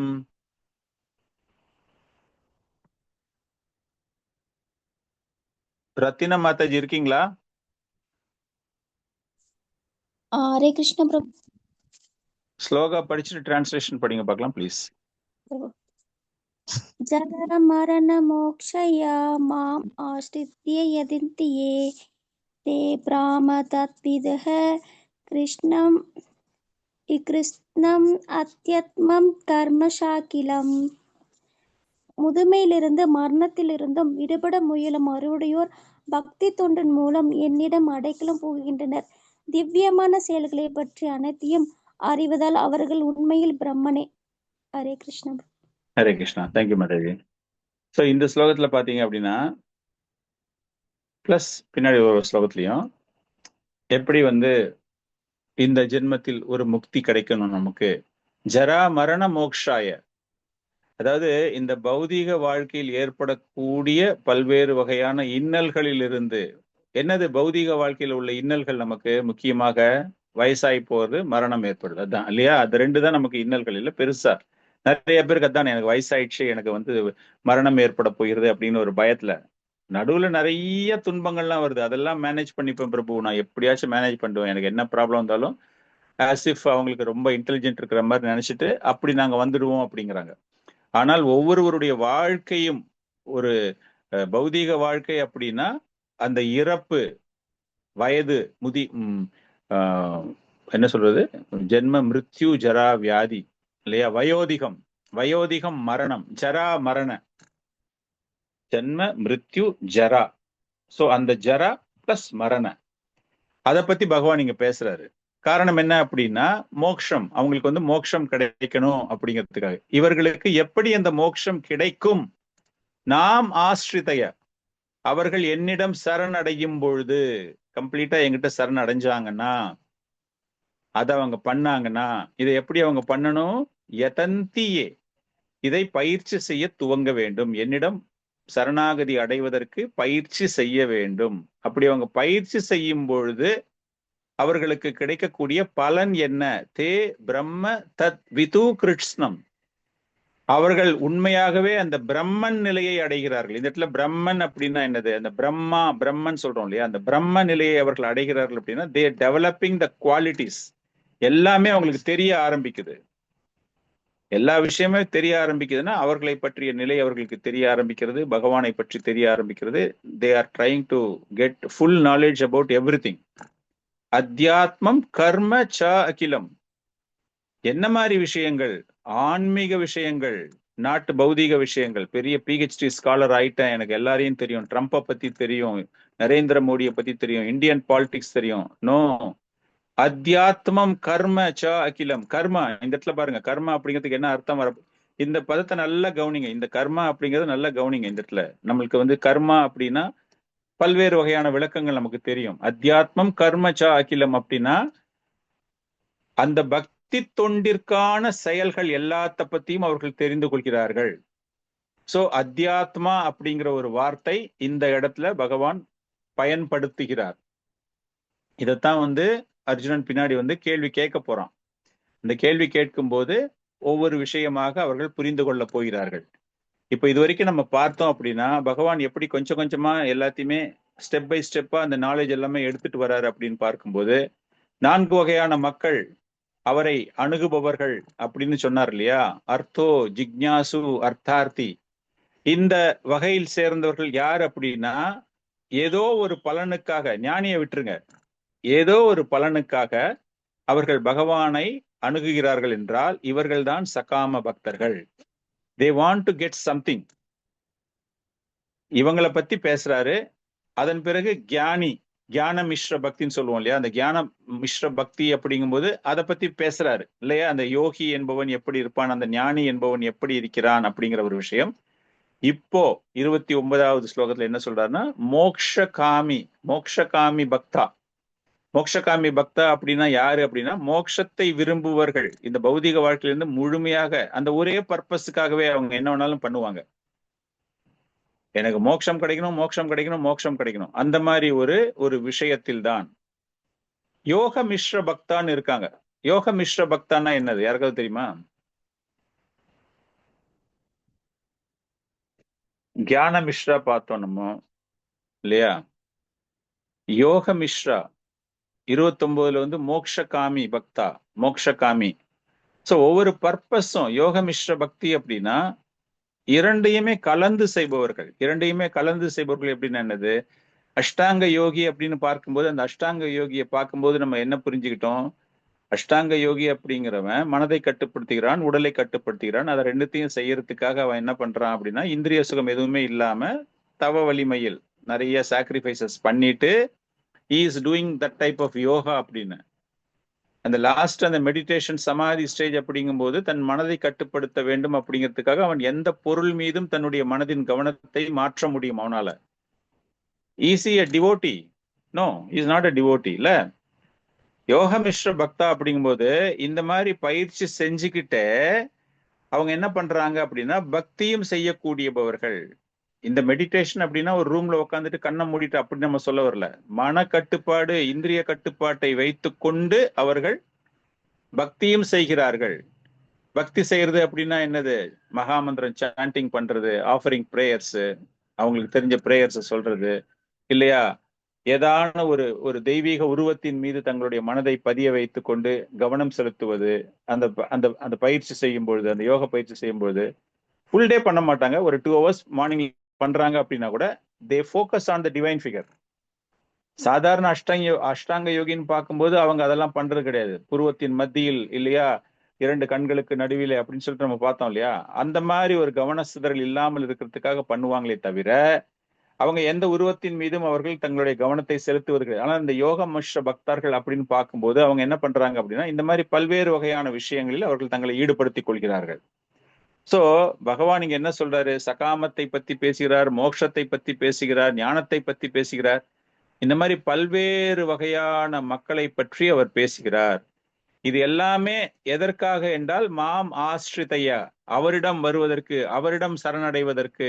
அந்த மாதிரி எவன் ஒருவன் சரணடைகிறானோ அவன் நிச்சயமாக முழுமையாக என்னை புரிந்து கொள்ள போகின்றான் அப்படிங்கிற ஒரு விஷயத்தை தான் அவர் சொல்ல போறாரு. அடுத்த ஸ்லோகத்துல, இந்த செட் ஆஃப் ஸ்லோகத்துல எல்லாத்துக்குமே நான் தான் காரணம்னு சொன்ன பகவான் இந்த 30வது ஸ்லோகத்துல ஆதிபூத, ஆதி தெய்வம், ஆதி யஜ்ஞம் அப்படிங்கிற ஒரு விளக்கத்தை அர்ஜுனுக்கு தரப்போகிறார். ஸ்லோகா நம்பர் 30. சா ஆதிபூதாதி தெய்வம் மாம் சாதி யஜ்ஞம் சயே விதுஹ பிராயேன காலே அபி ச மாம் தே விதுர் யுக்த சேதசஹ. மாலினி மாதாஜி ஸ்லோகம் படிங்க பார்க்கலாம். பத்மாவதி மாதாஜி நீங்க டிரான்ஸ்லேஷன். சாதி பூதாதி தெய்வம் மாம் சாதி யஜ்ஞம் ச ஏ விதுஹ பிரயாண காலேபி மாம் பிரயாண காலேபி ச மாம் தே விதுர்யுக்த சேதசக. பிரேமமை மாதாஜி ஃபுல் பர்போர்ட் படிங்க பார்க்கலாம். நான் டிரான்ஸ்லேஷன் படிச்சிட்டு ஃபுல் பர்போர்ட் டிரான்ஸ்லேஷன் படிக்கலையா மாதாஜி? நான் படிச்சிடுறேன் பிரபுஜி. படிங்க. பௌதிக தோற்றம், தேவர்கள் மற்றும் எல்லாவித யாகங்களை ஆள்பவனாகவும் பரம புருஷனாகவும் என்னை அறிந்து என்னை பற்றிய உணர்வுடன் இருப்பவர்கள் மரண நேரத்திலும் கூட பரமபுருஷ பகவானான என்னை அறிய முடியும். தேங்க்யூ பிரபு. ஹரே கிருஷ்ணா. பொருளை தந்த ஆசா பக்திவேதாந்த சுவாமி பிரபுபாத் கி ஜெய். கிருஷ்ண உணர்வில் செயல்படுவோர் பரமபுருஷ பகவானை முழுமையாக புரிந்து கொள்ளுதல் என்னும் பாதையிலிருந்து ஒருபோதும் விலகுவதில்லை. கிருஷ்ண உணர்வின் திவ்யமான தொடர்பில் பரமபுருஷர் எவ்வாறு பிரபஞ்ச தோற்றத்தையும் தேவர்களையும் ஆட்சி செய்கிறார் என்பதை புரிந்து கொள்ள முடியும். படிப்படியாக இத்தகைய திவ்யமான உறவின் விளைவாக ஒருவன் பரமபுருஷ பகவானின் மீது பூரண நம்பிக்கையை பெறுகிறான். அத்தகைய கிருஷ்ண பக்தனால் இறக்கும் தருவாயில் கிருஷ்ணரை மறக்க முடியாது. இவ்வாறாக அவன் இயல்பாகவே பரமபுருஷரின் வாசஸ்தலமான கோலோக விருந்தாவனத்துக்கு உயர்வு பெறுகிறான். இந்த 7ஆம் அத்தியாயம் எவ்வாறு பூரண கிருஷ்ண உணர்வினை அடைய முடியும் என்பதை முக்கியமாக விளக்குகின்றது. கிருஷ்ண உணர்வின் ஆரம்பம் கிருஷ்ண பக்தர்களுடன் தொடர்பு கொள்வதாகும். அத்தகைய உறவு ஆன்மீகமானது என்பதால் உடனே அஃது ஒருவனை பரமபுருஷருடனான நேரடி தொடர்பில் இணைத்து விடுகின்றது. கிருஷ்ணரின் கருணை புருஷோத்தமனான முழுவதற்கு என்பதை புரிந்து கொள்ளலாம். அதே சமயத்தில் உயிர்வாழியின் ஸ்வரூப நிலையையும் எவ்வாறு அவன் கிருஷ்ணரை மறந்து ஜடசெயலில் பந்தப்பட்டுள்ளான் என்பதையும் முறையாக புரிந்து கொள்ள முடியும். நல்லுறவின் மூலம் கிருஷ்ண உணர்வினை படிப்படியாக வளர்த்து கிருஷ்ணரை மறந்ததாலேயே ஜட இயற்கை நியதிகளில் தான் சிறைப்பட வேண்டியதாயிற்று என்பதை ஜீவாத்மா அறிய முடியும். மேலும் கிருஷ்ண உணர்வினை மீண்டும் பெறுவதற்கான ஓர் அரிய வாய்ப்பை இந்த மனித பிறவி என்பதையும் இதனை பரமபுருஷரின் காரணமற்ற கருணையை பெறுவதற்கு உபயோகிக்க வேண்டும் என்பதையும் அவன் புரிந்து கொள்ள முடியும். கேள்வியுடைய மனிதன், பௌதிக பொருள்களுக்கான தேவையுடைய மனிதன், பிரம்ம ஞானம், பரம ஞானம், பிறப்பு, இறப்பு, முதுமை, நோயிலிருந்து விடுதலை மற்றும் முழுவதற் கடவுளை வழிபடுதல் போன்ற பல்வேறு விஷயங்கள் இந்த அத்தியாயத்தில் விவாதிக்கப்பட்டுள்ளன. இருப்பினும் எவனொரு கிருஷ்ண உணர்வில் உண்மையான ஏற்றம் பெற்றுள்ளானோ அவன் பல்வேறு வழிமுறைகளை கண்டு கொள்வதில்லை. அவன் கிருஷ்ண உணர்வின் செயல்களை தன்னை நேரடியாக எளிமையாக ஈடுபடுத்திக் கொள்வதன் மூலம் பகவான் கிருஷ்ணருடைய நித்திய தொண்டன் எனும் தனது சொரூப நிலையை அடைகிறான். அத்தகைய நிலையில் தூய பக்தி தொண்டில் முழுவதற் கடவுளை பற்றி கேட்பதிலும் அவரை புகழ்வதிலும் அவன் ஆனந்தம் அடைகிறான். இவ்வாறு செய்வதன் மூலம் தனது நோக்கங்கள் அனைத்தும் நிறைவேறிவிடும் என்பதில் அவன் திடமான நம்பிக்கை கொண்டுள்ளான். இந்த உறுதியான நம்பிக்கை திடவர்தக எனப்படுகிறது. பக்தி யோகம் அல்லது திவ்யமான அன்பு தொண்டின் தொடக்கம் இதுவே எல்லா சாஸ்திரங்களின் தீர்ப்பாகும். அந்த உறுதியான முடிவின் சாரமே இந்த 7ஆம் அத்தியாயம். ஹரே கிருஷ்ணா. சோ 7வது அத்தியாயம் முடிவுக்கு வருகிறது. இதுல வந்துட்டு பகவான் முக்கியமான விஷயங்கள் 3 விஷயங்கள் கூறியிருக்கிறார். ஆதி பூதா, ஆதி தெய்வம், ஆதி யக்ஞம். அந்த இந்த 3 விஷயங்களையுமே அவர் என்ன பண்ண போறார் அப்படின்னா, அடுத்த அத்தியாயத்துல இதற்கான விளக்கம். அர்ஜுனன் வந்து அடுத்த அத்தியாயம், நம்ம ஆக்சுவலா அடுத்த அத்தியாயத்தில் இதை ஆரம்பிப்போம். பட் இன்னைக்கு அதே அத்தியாயம் நம்ம வரப்போறதால நெக்ஸ்ட் ஸ்லோகா அப்படிங்கிறதால இதெல்லாம் புரியல அப்படின்ட்டு தான் அர்ஜுனன் அவர்கிட்ட கேட்பான். ஒரு 8 கேள்விகள் கேட்க போறான் அடுத்த அத்தியாயத்துல பகவான்கிட்ட. அதுல இந்த 3 விஷயங்களும் அடங்குகின்றன. இந்த 3ஐ தெரிந்தவர்கள், இதுல என்ன ரொம்ப ரொம்ப முக்கியமான விஷயம் என்றால், பிராயேன காலே அபி ச மாம், இதை புரிந்து கொண்டிருப்பவர்கள், இந்த ஆதிபூதம், ஆதி தெய்வம், ஆதி யக்ஞத்தை புரிந்து கொண்டிருப்பவர்கள், அவர்கள் அவர்களுடைய இறுதி மூச்சு வெளியேறும் பொழுது நிலையான ஸ்திரமான நிலையில் அவர்கள் இருக்கின்றார்கள் அப்படிங்கிற விஷயம்தான். இப்போ 2வது அத்தியாயம் பாத்தீங்கன்னா, 2வது அத்தியாயத்தினுடைய கடைசி ஸ்லோகம் நம்ம பார்த்தோம்னா, ஸ்திதா வஷ்யம் அந்த காலே அபி பிரம்ம நிர்வாணம் ரஷதி. அந்த காலேன்னு பின்னாடி யூஸ் பண்ண போறாரு 8வது ஸ்லோகத்துல. இந்த பிராயேன காலே அந்த காலே ரெண்டுமே ஆல்மோஸ்ட் சேம் மீனிங் தான். ஸ்திதாவஷ்யம் அந்த காலே அபி பிரம்ம நிர்வாணம் ரஷதி. எவன் ஒருவன் இந்த நிலையில் இருக்கின்றானோ அவன் பிரம்ம நிர்வாணத்தை அடைகிறான் அப்படிங்கிறது 2வது அத்தியாயம். 2வது அத்தியாயத்துல யார பத்தி கேட்டாரு அர்ஜுனனு? ஸ்தித பிரக்ஞா இல்லையா? அந்த ஸ்தித பிரக்ஞா எப்படிப்பட்ட நிலையில் அமர்ந்திருப்பான் என்றால், அந்த மரணத்தின் தருவாயில் உயிர் மூச்சேறும் நிலையில் அவன் எப்படி அந்த பிரம்ம நிர்வாணத்தின் மீது, பிரம்மன் மீது, அந்த இடத்துல வந்து அகம்னு சொல்லல அவரு, பிரம்ம நிர்வாணம், அந்த பிரம்மத்தின் மீது ஒரு அருவவாதிகளுக்கு கொடுக்கக்கூடிய ஒரு போதனையாக அந்த இடத்துல நம்ம அதை எடுத்துக்கிட்டாலும், அது வரைக்கும் அவர் பரம்பொருளாகத்தான் கூறினாரே தவிர தனிப்பட்ட முறையில் அகம் அப்படிங்கிற மாதிரி அந்த இடத்துல சொல்லல அவரு. சோ அந்த யோகிகள் எப்படிப்பட்ட நிலையில் இருப்பார்கள், அந்த ஸ்தித பிரக்ஞா நிலையில் இருப்பவன் எப்படி இருப்பான் அப்படிங்கிற அந்த காலே. இப்ப இங்க பாத்தீங்க அப்படின்னா, ஆதிபூத, ஆதி தெய்வ, ஆதி யக்ஞா, இதுக்கு எல்லாமே காரணம் நான் தான். இந்த செட் ஆஃப் 5 ஸ்லோகாஸ்ல நம்ம சொன்னோம் இல்லையா, பௌதீகம் பிளஸ் ஆன்மீகம் எல்லாத்துக்கும் ஆதாரம் நான் தான் சொன்னார் இல்லையா. That is what is telling now again. ஆதிபூத, ஆதி தெய்வ, ஆதி யக்ஞா, இதுதான் இறுதியாக புரிந்து கொள்ள வேண்டிய விஷயம். யுக்த சேதசகா, இந்த பிராயேன கால இறுதியாக நீங்கள் புரிந்து கொள்ளக்கூடிய விஷயம் என்ன அப்படின்னா, பகவான் இஸ் த சுப்ரீம் பர்சனாலிட்டி, நான் தான் எல்லாத்துக்குமே காரணம். இது அவ்வளவு எளிதாக அனைவருக்கும் வெளிப்படுத்துவது கிடையாது. இதை வந்து யாராச்சும் தெரிஞ்சுக்கணும் அப்படின்னா பயிற்சி செய்வதன் மூலமாகத்தான், தொடர்ச்சியாக பக்தி தொண்டில் தங்களை ஈடுபடுத்தி கொண்டால்தான் அந்த பிரம்மன் அப்படிங்கிற ஒரு விஷயம், அவர்தான் அத்தியாத்மா, ஆதி பூதா, ஆதி தெய்வா, ஆதி யக்ஞா. இந்த பௌதிகத்திற்கு எல்லாமே காரணகர்த்தாவாக இருப்பவர் ஆதி பூதா. தேவர்களுக்கெல்லாம் ஆதி தெய்வா தளபதியாக இருப்பவர், ஜீவராசிகளுக்கு தளபதியாக இருப்பவர் ஆதி பூதா. ஆதி யக்ஞா, நீங்கள் செய்யக்கூடிய எல்லா தவங்களுக்கும் எல்லா தியாகங்களையும் ஏற்றுக்கொள்ளக்கூடிய மூலாதாரமாக இருப்பவன் நான் தான். சோ இதுதான் இந்த ஆதி பூத ஆதி தெய்வ ஆதி யக்ஞா அப்படிங்கிறதுக்கு. அப்படின்னா என்ன அர்த்தம்? எல்லாத்துக்குமே ஆதாரம் அவர் தான். பௌதிக வாழ்க்கையை எடுத்துக்கிட்டீங்கனாலும் அதுக்கு ஆதாரம் நான் தான். நம்ம நிறைய பார்த்தாச்சு இல்லையா? நீரின் சுவையில இருந்து, ஒரு ஆணினுடைய வலிமையில் இருந்து, அந்த பல்வேறு விஷயங்களுக்கு எல்லாமே நான் நான் நான், தட் இஸ் பகவான் பகவான் பகவான். அது போல அந்த தேவர்கள் அப்படின்னு எடுக்கும்போது எல்லா தேவர்களுக்குமே ஆதி யக்ஞா அப்படின்னா எல்லா விதமான யாகங்களுக்கும். இந்த இடத்துல அப்படியே ஜிம்ம லைட்டா சொல்றாரு. சொல்லிட்டு அந்த அந்த காலே பிராயண காலே, அந்த இறுதியில இருப்பவன் அங்க வந்து பிரம்ம நிர்வாணத்தை அடைகிறான். இங்க வந்துட்டு என்ன பண்றாங்கன்னா என்னை முழுமையாக புரிந்து கொண்டிருக்கிறான். அவன்தான் அந்த யுக்த சேதசகா, உயர்ந்த நிலையில் இருக்கக்கூடிய ஒரு யோகி அப்படிங்கிற ஒரு விஷயம் இங்கு கூறப்படுகிறது. சோ இதோட நம்ம இந்த ஒரு அத்தியாயம் 7வது அத்தியாயம் முடிவுக்கு வருகிறது. இதுல நம்ம பேசிக்கலா நம்ம என்ன தெரிஞ்சுக்கிட்டோம் அப்படின்னா, 6வது அத்தியாயம் யோகிகளை பற்றி பேசியது. யோகினாம் அப்பி சர்வேஷாம், அந்த நிலையை அடைவது எப்படி அப்படிங்கிறதுக்காக ஆரம்பிக்கப்பட்ட ஒரு அத்தியாயம் தான்.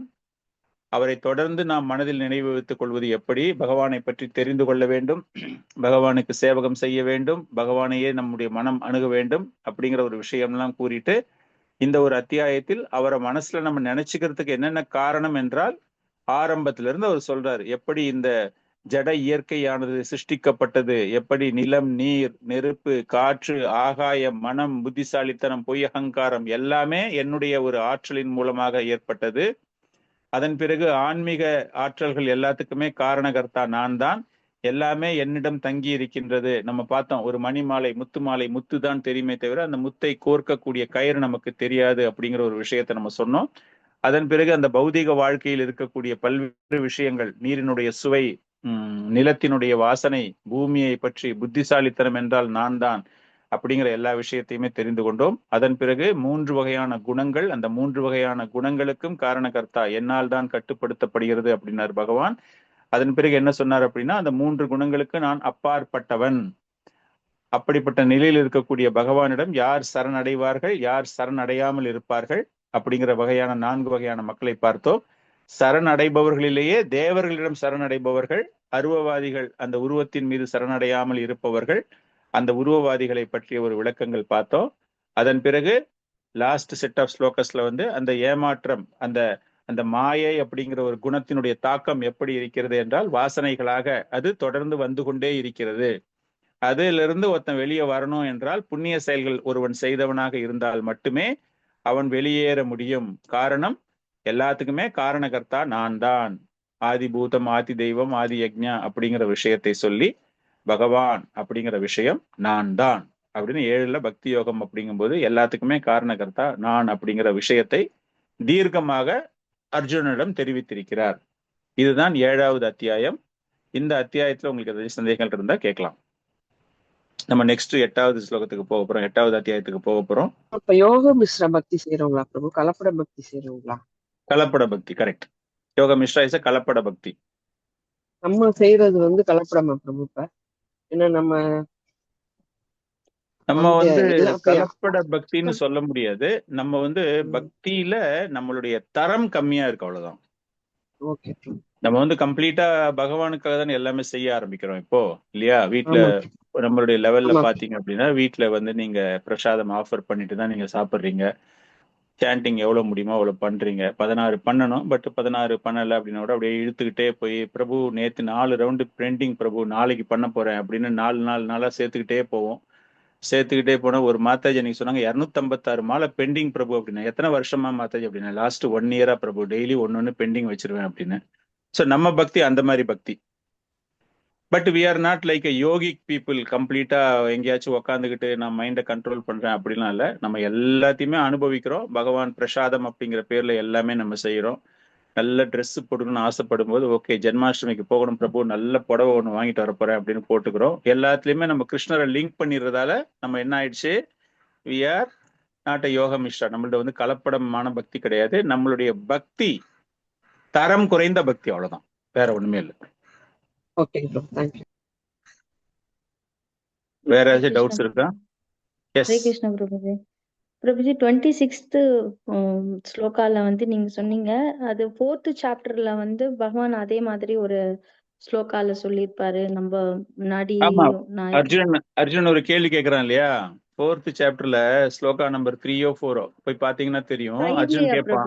பிரபு? ஃபைவ்ல வந்து அப்போ பகவான் சொல்றாரு, நானும் நீயும் பற்பல பிறவிகளை கடந்துள்ளோம், என்னால் அவை எல்லாவற்றையும் நினைவு கொள்ள கரெக்ட் முடியும்.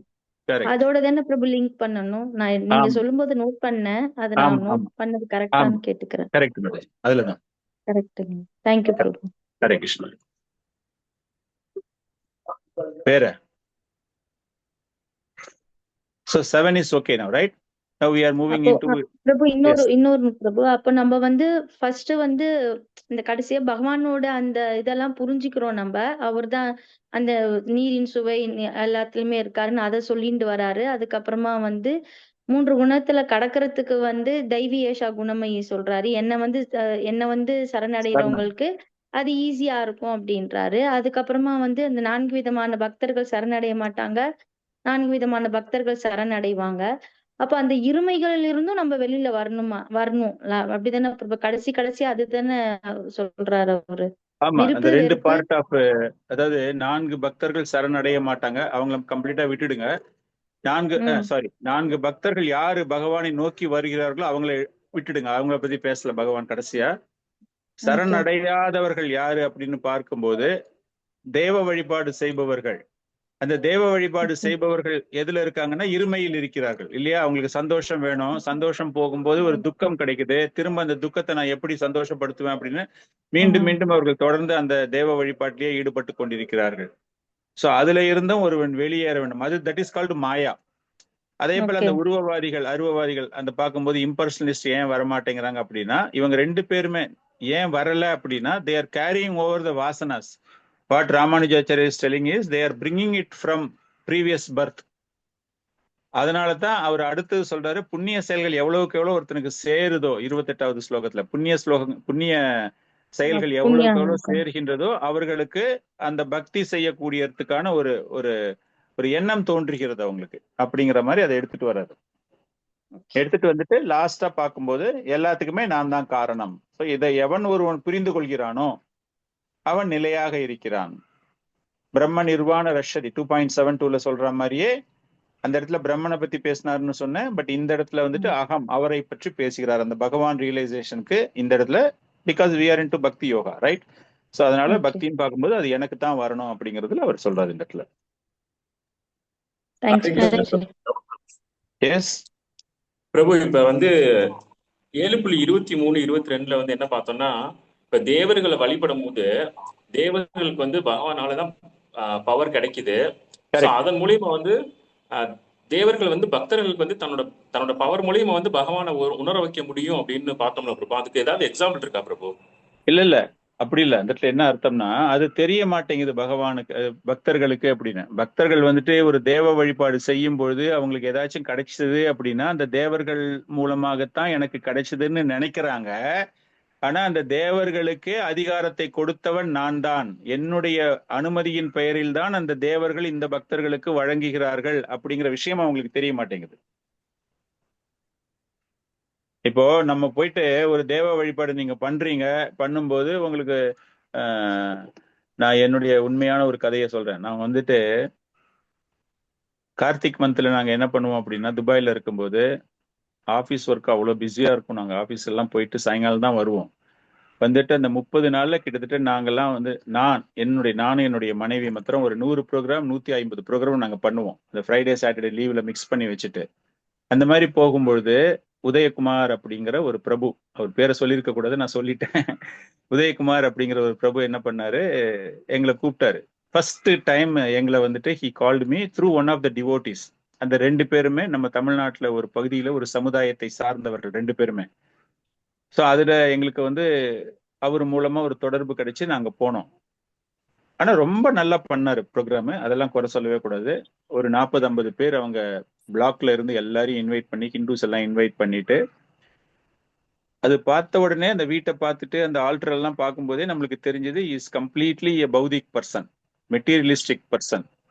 அதுக்கு என்னெல்லாம் கிடைக்கணுமோ அதுக்காக எல்லா விதமான வழிபாடுகளும் பண்ணக்கூடியவர். நம்ம அந்த காலத்துல அதெல்லாம் பாக்குறது கிடையாது இல்லையா? தாமோதராத்தின்னு பார்க்கும்போது அவங்களை எப்படியாச்சும் கன்வெர்ட் பண்ண பார்க்கணும்னு தானே ஆசைப்படுறோம் நம்ம. அந்த மாதிரி நாங்க போனோம், போய் பண்ணோம். ரொம்ப சிறப்பா அவங்க வீட்டுல ரொம்ப நல்லா கிராண்டா என்ன அழகு அருமையா வைக்க முடியுமோ அந்த இடத்துல he wanted to show his affluence. அந்த அளவுக்கு எல்லாமே பண்ணி ரொம்ப கிராண்டா பண்ணாரு. எல்லாமே பண்ணி முடிச்சோம். ரொம்ப சிறப்பா இருந்தது. போனவுடனே அடுத்த நாள் ஒரு மத்தியானம் 2 மணிக்கு என்ன ஃபோன் பண்ணி கூப்பிட்டாரு. அவருக்கு வந்து சந்தோஷம்னா சந்தோஷம், அவ்வளவு பெரிய சந்தோஷம் அவருக்கு. சொல்லிட்டு, பிரபு நேத்து நீங்க எங்க வீட்டுல வந்து பூஜை பண்ணி வச்சீங்க பிரபு, எனக்கு என்ன தெரியுமா பிரபு கிடைச்சது. அந்த துபாயில எல்லாம் எப்படின்னா இந்த மாதிரி இந்த ரம்ஜானு இந்த ஈது அப்படிலாம் போடும்போது இந்த மால்கள்ல வந்து ஒரு ரேஃபல் டிக்கெட் ஒன்று கொடுப்பான். அந்த டிக்கெட்டை நீங்க ஃபில்அப் பண்ணி போடணும். போட்ட உடனே அவருக்கு வந்து BMW கார் கிடைச்சிடுச்சு அவருக்கு. அந்த மாதிரி ஒரு டிக்கெட் போட்ட உடனே இந்த BMW கார் அப்படின்னா நீங்க இந்தியால இன்னைக்கு அது வாங்கணும் அப்படின்னா கிட்டத்தட்ட 4 கோடி 5 கோடி ரூபாய் அந்த கார் விலை. அந்த மாதிரி ஒரு ஹை வெரைட்டி கார் வந்து அவருக்கு கிடைச்சது. அவருக்கு உடனே மைண்ட்ல என்ன அப்படின்னா நம்ம வீட்டுல பூஜை பண்ணதாலதான் நம்மளுக்கு கிடைச்சிருக்கு அப்படின்னு. எஸ், பகவான் கிருஷ்ணரே அப்படித்தானே சொல்றாரு, இந்த மாதிரி தான் எங்கிட்ட வருவாங்க ஸ்டார்டிங்ல அப்படின்ட்டு. ஸோ அவர் அவ்வளவு ஒரு பரவசம். அதுல இருந்து நெக்ஸ்ட் ஒரு 14 இயர்ஸ் ரெகுலரா அவர் வந்து பண்ண ஆரம்பிச்சாரு. நாங்க இங்க இந்தியாவுக்கு ஷிஃப்ட் ஆன உடனே ஃபர்ஸ்ட் 2 வருஷம் நாங்க ஆன்லைன்ல பண்ணி வச்சோம் பூஜை அவருக்கு. அதுக்கப்புறமா வேற டிவோட்டிஸ் ரெஃபர் பண்ணி அவர் பண்ணிக்கிட்டு இருக்காரு. Still is in Dubai only. What is that the great change in him is அவர் வீட்டுல வச்சிருந்த அந்த டெமிகார்டுடைய ஆல்டர் சைஸ ரொம்ப குறைச்சிட்டாரு. அதுல வந்துட்டு சூப்பர் மார்க்கெட்ல இருக்கிற மாதிரி எல்லா போட்டோஸும் இருக்கும் அந்த ஆல்டர்ல. இப்போ வந்து எல்லாமே விஷ்ணு தத்துவா போட்டோஸா மாத்திரம் வச்சுக்கிட்டு, அப்கோர்ஸ் பிள்ளையாரும் முருகர் மாத்திரம் வச்சிருக்காங்க. அவங்க வந்து அவங்களுடைய குலதெய்வம் அது அப்படிங்கிறதுக்காக. அந்த அளவுக்கு அவர் இப்ப என்ன ஆயிட்டாருன்னா he got lot of maturity in பக்தி. இனிஷியேஷன்லாம் எடுக்கல. they stopped onion garlic and they regularly chant. 16 பண்றாங்களான்னு தெரியாது நம்மளுக்கு, பட் they do chanting. அந்த அளவுக்கு ஒரு பிலீஃப் வர்ற அளவுக்கு. ஸோ இது எதுக்காக நம்ம இந்த இடத்துல கனெக்ட் பண்றோம் அப்படின்னா, இந்த தேவ வழிபாடு செய்யறவங்க பகவான் என்ன சொன்னார் அப்படின்னா, இதுக்கு எல்லாத்துக்குமே பின்னாடி நான் தான் காரணகர்த்தா அப்படிங்கிற விஷயம் அவங்களுக்கு தெரியாது. they do that practice of demigod worship அப்படின்னு. ஸோ இவருக்கு என்ன ஆயிடுச்சு, பகவானுடைய கிருபை, ஆச்சாரியருடைய கிருபை, he realized it. நம்ம வந்து ரியல் பக்தினா என்னது, நம்ம யாரை வணங்கணும் அப்படின்னு நினைச்சு போறாங்க அப்படின்னு. ஸோ இந்த 7வது சாப்டர்ல பகவான் சொல்றது அப்படின்னா அந்த மாதிரி ஆளுங்கெல்லாம் வர்றதில்லை. அதுக்கு காரணம் என்ன அப்படின்ட்டு தான் அது பின்னாடி ஒரு ஒவ்வொரு காரணமா அவர் சொல்லிட்டே வர்றாரு. அந்த மாயை, அந்த அவங்களுடைய பாஸ்ட் லைஃப் லீடிங்ஸ் ராமானுஜாச்சார் கமெண்ட்ரியில கொடுக்குற மாதிரி அந்த மாதிரி அவங்க வராங்க அப்படின்னு. So this the example I can give you. அந்த மாதிரி அதுலயே அவங்க ஸ்ட்ராங்கா பிலீவ் ஆயிடுறாங்க. அவங்க அந்த பிலீஃப்ல இருந்து அவங்க வெளியே வரணும் ஆக்சுவலா. ஓகே பிரபு, ஹரே கிருஷ்ணா. ஹரே கிருஷ்ணா. அடுத்தது வந்து 8வது சாப்டர். 8வது சாப்டர் அப்படிங்கிறது ரொம்ப ரொம்ப ரொம்ப ரொம்ப ரொம்ப அற்புதமான ஒரு சாப்டர். 8th chapter. பகவான் பரமபதத்தை, பரத்தை அடைதல். பரத்தை means reaching the eternal abode of the supreme lord. பகவானுடைய நித்திய தாமத்தை அடைவது அப்படின்னா பகவானையே அடைவது. பகவானுடைய தாமத்திற்கும் பகவானுக்கும் எந்த விதமான ஒரு வேற்றுமை கிடையாது. அந்த பகவானையே அடையக்கூடிய ஒரு அற்புதமான ஒரு அத்தியாயம், 8வது அத்தியாயம். இந்த 8வது அத்தியாயத்துல கிட்டத்தட்ட ஒரு 28 ஸ்லோகங்கள் இருக்கின்றன. இதுல நம்ம என்ன பண்ண போறோம் அப்படின்னா, நான் வந்து உங்க எல்லாருக்குமே ஒரு மெசேஜ் ஒன்று போட்டிருந்தேன்னு நினைக்கிறேன். எல்லாருமே பார்த்துருப்பீங்க. நம்ம இன்னைக்கு ஒரு 8 ஸ்லோகம் முடிஞ்ச வரைக்கும் நம்ம பார்க்க போறோம். அதன் பிறகு நாளைக்கு நீங்க ஒவ்வொருத்தரும் ஒவ்வொரு ஸ்லோகம் நீங்க படிச்சுட்டு அதுக்கான கிளாஸஸ் நீங்க கொடுக்கணும். ஸ்லோகா நம்பர் 9ல இருந்து 8.9ல இருந்து 8.28 அச்சுதா பிரபுல ஸ்டார்ட் ஆயிட்டு 28 வரைக்கும், 28 ஸ்லோகம் வரைக்கும் நம்ம பண்ண போறோம். அதுல என்ன அப்படின்னா, I'll just show you.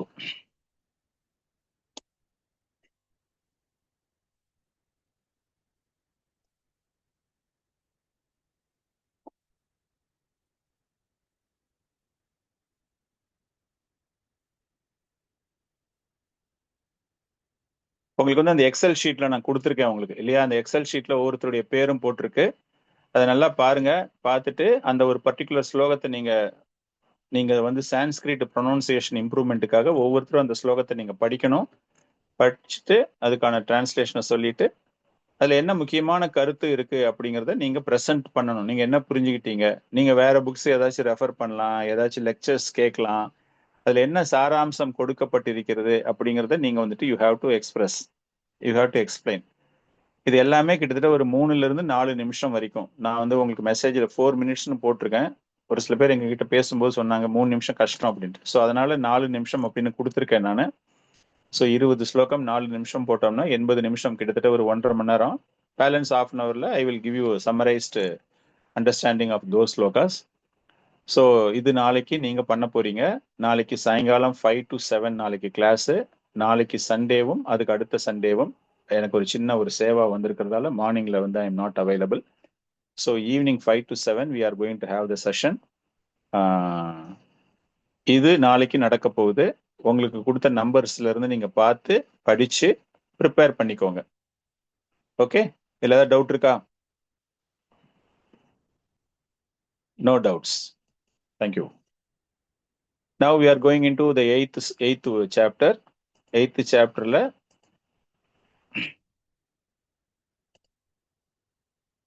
I'll just to show you the breakup of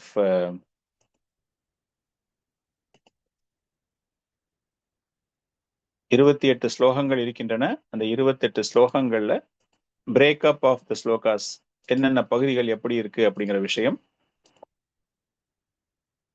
இப்ப நம்ம லாஸ்டா பார்த்தோம் இல்லையா, ஆதி பூத, ஆதி தெய்வ, ஆதி யக்ஞா. இது ரிலேட்டடா பகவான் அர்ஜுனன் கொஞ்சம் குழப்பம் அடைந்து அதற்கான விளக்கங்களை கேட்க. குழப்பம் அடையவில்லை, அதெல்லாம் தெரிஞ்சாதான் என்னுடைய இடத்துக்கு வர முடியும். அதாவது பிரம்ம நிர்வாணா அப்படிங்கிற ஒரு விஷயத்த சொன்ன அவர் இந்த இடத்துல யோக உச்சிதகா, சிறந்த ஒரு யோகி அப்படிங்கிற மாதிரி சொல்றாரு இல்லையா. ஸோ அதனால அதற்கு ஒரு கிளாரிட்டிக்காக அவர் கேட்கிறாரு. பிளஸ் கர்மா, பகவான் வந்து ஒரு பதம் 29வது பதத்துல கர்மா அப்படிங்கிற ஒரு பதம் ஒண்ணு பயன்படுத்தப்பட்டது. அந்த கர்மா அப்படின்னா அதற்கான ஒரு விளக்கம். அர்ஜுனுக்கு வந்து ஒரு சின்ன குழப்பம் அந்த இடத்துல ஏற்படுகிறது. காரணம் என்ன அப்படின்னா, இதற்கு முன்னாடி எல்லாமே பகவான் கர்மா கர்மா கர்மான்னு சொல்லும் போது சத்திரிய தர்மம் அப்படிங்கிற மாதிரி தான் அவன் நினைச்சுக்கிட்டு இருக்கான். அந்த தர்மத்தை செய்யும் பொழுது உனக்கு பாவமும் கிடைக்காது, புண்ணியமும் கிடைக்காது. அர்ஜுனுடைய ஒரு சந்தேகம் வந்து அதானே, எனக்கு வந்து பாவம் நான் செஞ்சிடுறேன், எனக்கு அதனால வந்துட்டு நரகம் கிடைச்சிரும் அப்படிங்கிற ஒரு பயம் இல்லையா, ஒரு கேள்வி இருக்கு இல்லையா அவர்கிட்ட. சோ அதனால அர்ஜுனுடைய புரிதல் அந்த கர்மாக்கு என்ன அப்படிங்கிறதுக்கான ஒரு விளக்கத்தையும் அவர் கேட்க போறாரு. சோ முதல் 4 ஸ்லோகங்கள் அர்ஜுனனுடைய கேள்விகளுக்கு பகவான் பதிலளிப்பார். ஆரம்பிக்கிறார் பகவான். அந்த ரெண்டு ஸ்லோகத்துல அவருடைய கேள்வி முடியும். அடுத்த 2 ஸ்லோகத்துல அவர் கொடுத்துட்டு அது ரிலேட்டடா அவர் எக்ஸ்பிளைன் பண்ண ஆரம்பிக்கும் போது பகவானை எப்படி நாம் நினைவில் வைத்துக் கொள்வது. நல்ல அற்புதமான ஸ்லோகங்கள் எல்லாமே இதுலதான் இருக்கு. எம் வியாபி ஸ்மரன் பாவம் அந்த காலேச்ச மாமேவா, அதெல்லாம் இந்த குரூப்ல தான் இருக்கு அந்த ஸ்லோகம் எல்லாமே. அதன் பிறகு பகவானை நினைவில் வைத்துக் கொள்வதன் மூலமாக எப்படி பரமபதத்தை அடைய முடியும் அப்படிங்கிறது நெக்ஸ்ட் செட் ஆஃப் ஸ்லோகாஸ். அப்புறமா how to perform pure devotional service, எப்படி செய்வது, தூய பக்தி தொண்டு அப்படின்னா என்னது. அப்புறமா இந்த உலகத்திற்கும் பகவானுடைய ஆன்மீக உலகத்திற்கும் உள்ள ஒற்றுமைகள் என்ன, வேற்றுமைகள் என்ன அப்படிங்கிறத ஒரு ஒப்பீடுகள் நம்ம பார்க்க போறோம். பக்தியின் மூலமாகத்தான் அந்த நிலையை அடைய முடியும் அப்படிங்கிற விஷயம் கடைசி செட் ஆஃப் ஸ்லோகாஸ்ல சொல்ல போறாரு. வேற எது மூலமாகவும் அந்த பகவானுடைய நித்திய லோகத்தை அடைய முடியாது, வேற எந்த யோக பயிற்சியினாலும் செய்ய முடியாது. ஒன்லி த்ரூ பக்தி வி கேன் அட்டைன் அப்படிங்கிற விஷயம் அங்கு கூறப்பட போகிறது. ஸோ இந்த ஒரு புரிதலோடு நம்ம இப்ப 8வது அத்தியாயத்தில் செல்கிறோம். 8வது அத்தியாயம்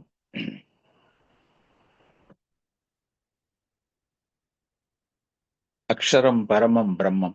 8th verse ஸ்லோகா. அர்ஜுனோவாச்ச. ஃபர்ஸ்ட் 2 ஸ்லோகமுமே அர்ஜுனன் கேள்வி கேட்கிற ஸ்லோகம் தான். நம்ம அதனால 2 ஸ்லோகத்தையும் படிச்சுட்டு அதுக்கு ஃபுல் எக்ஸ்பிளனேஷன் நம்ம பார்க்கலாம். அர்ஜுனோவாச்ச கிம் தத் பிரம்மா கிம் அத்யாத்மம் கிம் கர்ம புருஷோத்தமா ஆதிபூதம் ச கிம் ப்ரோக்தம் ஆதி தெய்வம் கிம் உஷ்யதே. பத்ம பிரபா மாயி மாதாஜி ஸ்லோகம் படிங்க பார்க்கலாம். हरे कृष्ण। अर्जुन उवाच किं तत् ब्रह्म किम् अध्यात्मं किं कर्म पुरुषोत्तम अधिभूतं सा किं प्रोक्तम् अधिदैवं किम् उच्यते। हरे कृष्ण। மங்கள்நிதாய் பிரபு டிரான்ஸ்லேஷன் படிக்கிறீங்களா? அந்த ஸ்லோகமுடைய டிரான்ஸ்லேஷன்.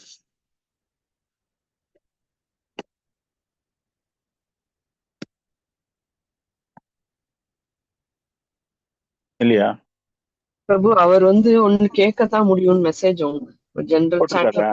சரி, ஓகே. ஆமா நானே படிச்சிருவா பிரபு. சரி, படிங்க, நீங்களே படிங்க. அர்ஜுனன் வினவினான், எம்பெருமானே, உத்தம புருஷரே, பிரம்மன் என்பது என்ன, அத்தியாத்மம் என்பது என்ன, பலநோக்கு செயல்கள் யாவை, தோற்றம் என்ன, தேவர்கள் யாவர், இவற்றை தயவு செய்து எனக்கு விளக்குவீராக. ஹரே கிருஷ்ணா. தேங்க்யூ. நம்ம 2வது ஸ்லோகத்தையும் படிச்சதுக்கு அப்புறமா போலாம். ஆதி யஜ்ஞா கதிம் கோ அத்ரா தேஹே அஸ்மின் மதுசூதனா பிராயேன காலே ச கதாம் நேயோ அஷீனியதாத்மபிஹி. சுமித்ரா தயா மாதாஜி ஸ்லோகா படிங்கோ, டிரான்ஸ்லேஷன் படிங்கோ. ஹரே கிருஷ்ணா. ஸ்லோகம் 2. அதியஜ்ஞ கதம் கோத்ர தேஹேஸ்மின் மதுசூதன பிரயாண காலே ச கதம் ஞாயோசி நியதாத்மபி.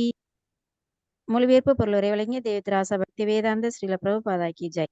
மதுசூதனரே, யாகங்களின் இறைவன் யார்? உடலில் அவர் எவ்வாறு வசிக்கின்றார்? பக்தி தொண்டில் ஈடுபடுவர் உம்மை மரண காலத்தில் எவ்வாறு அறிய முடியும்? ஹரே கிருஷ்ணா. ஹரே கிருஷ்ணா. சோ இந்த 2 ஸ்லோகங்கள் பாத்தீங்கன்னா அர்ஜுனன் கேட்கக்கூடிய கேள்வி இது ஒண்ணு இல்ல. Last verse, that is last chapter 29 and 30ல யூஸ் பண்ண வேர்ட்ஸ் தான் இந்த இடத்துல அவர் கேட்கிறார்.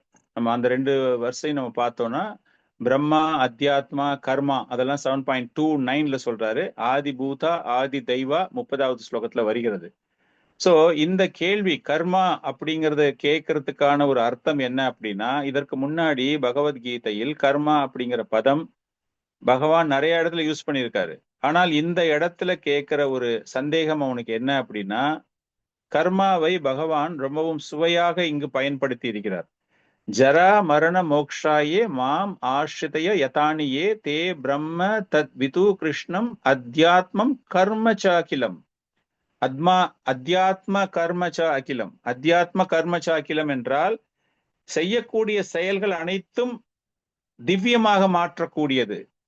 எப்படி? அந்த ஜரா மரண மோக்ஷாய, மரணமடையும் தருவாயில் எவன் ஒருவன் என்னிடம் முழுமையாக சரணடைந்து அத்தியாத்மா, அது எல்லாமே அந்த பார்த்தோம் இல்லையா, எல்லாத்துக்குமே நான் தான் காரணம் எவன் நினைக்கின்றானோ, அதாவது பகவானை நினைச்சுக்கிட்டீங்கன்னா அந்த நேரத்துல அத்தியாத்மம் கர்ம ச அகிலம், எல்லா செயல்களுமே இட் பிகம்ஸ் ஆட்டோமேட்டிக்லி ஆன்மீகம். சிம்பிள். எக்கச்சக்கமான பாவம் பண்ணிட்டு நீங்க கடைசி நேரத்துல யாரோ ஒருத்தருடைய ஒரு கிருப்பையில பகவானை நீங்க ஞாபகம் வச்சுக்கிட்டீங்க அப்படின்னா உங்களுக்கு அத்தனை செயல்களுமே, நீங்க செய்த பாவ செயல்கள் எல்லாமே திவ்யமாக படிக்கிறது, ஆன்மீகமயமாக்கப்படுகின்றன. Finest example அஜாமிலா. நம்ம அதை தவிர வேற எந்த எக்ஸாம்பிளும் கொடுக்க வேண்டிய அவசியமே கிடையாது. அஜாமிலுடைய வாழ்க்கையை நம்ம பார்த்தோம் அப்படின்னா அவ்வளவு பாவங்கள் செய்தவன். ஆனால் அவனுக்கு கிடைச்ச ஒரு அற்புதமான ஒரு விஷயம் என்னது? அந்த நாராயணாங்கிற ஒரு பதம். மகனையே கூப்பிடுறாரு. மகனை கூப்பிட்டு இருந்தாலும் கூட அந்த இடத்துல வந்த யம தூதுவர்களுக்கும் விஷ்ணு தூதுவர்களுக்கும் அதுல யாரு ஜெயிச்சா? விஷ்ணு தூதுவர்கள். நாங்க தான் இவரை எடுத்துட்டு போவோம் அப்படின்னு அவருக்கு ஒரு வாய்ப்பு தரப்பட்டு அவர் அதன் பிறகு நற்கதியை அடைகிறார். சோ அந்த விஷயம் தான் அந்த கர்மா அப்படிங்கிற விஷயம். அதைத்தான் இங்கு அர்ஜுனன் கேட்கிறான். அந்த கர்மத்துக்கு என்ன அர்த்தம்? நீங்க சொன்னீங்களே அந்த கர்மத்துக்கு என்ன அர்த்தம்? 2வது ஸ்லோகம் பார்த்தோம்னா பிராயேன காலே ச கதம். பிராயேன காலேனா என்னது? பிராயேன காலம்னா தெரியும் எல்லாருக்குமே, மரணம் ஏற்படக்கூடிய தருவாய். நேயோ அசி நியதாத்மபிஹி, எப்படி உன்னை நினைவில் வைத்துக் கொள்வது? ஓகே, நீங்க சொல்லிட்டப்பா, சாகும்போது என்ன நினைச்சிட்டீங்கன்னா போதும். அது எப்படி முடியும்? எங்களால எப்படி நான் உன்னை நினைத்து கொள்ள முடியும்? காரணம் என்ன அப்படின்னா, நிறைய மனுஷங்களை பத்தி பேசிட்டாரு பகவான். அந்த கடைசி ஸ்லோகத்துல என்ன சொல்றாரு அப்படின்னா, இது மாதிரி அத்தியாத்மா, ஆதி பௌத்திக, ஆதி பூதா, ஆதி யக்ஞா என்னை நினைத்துக் கொள்பவர்களுக்கு.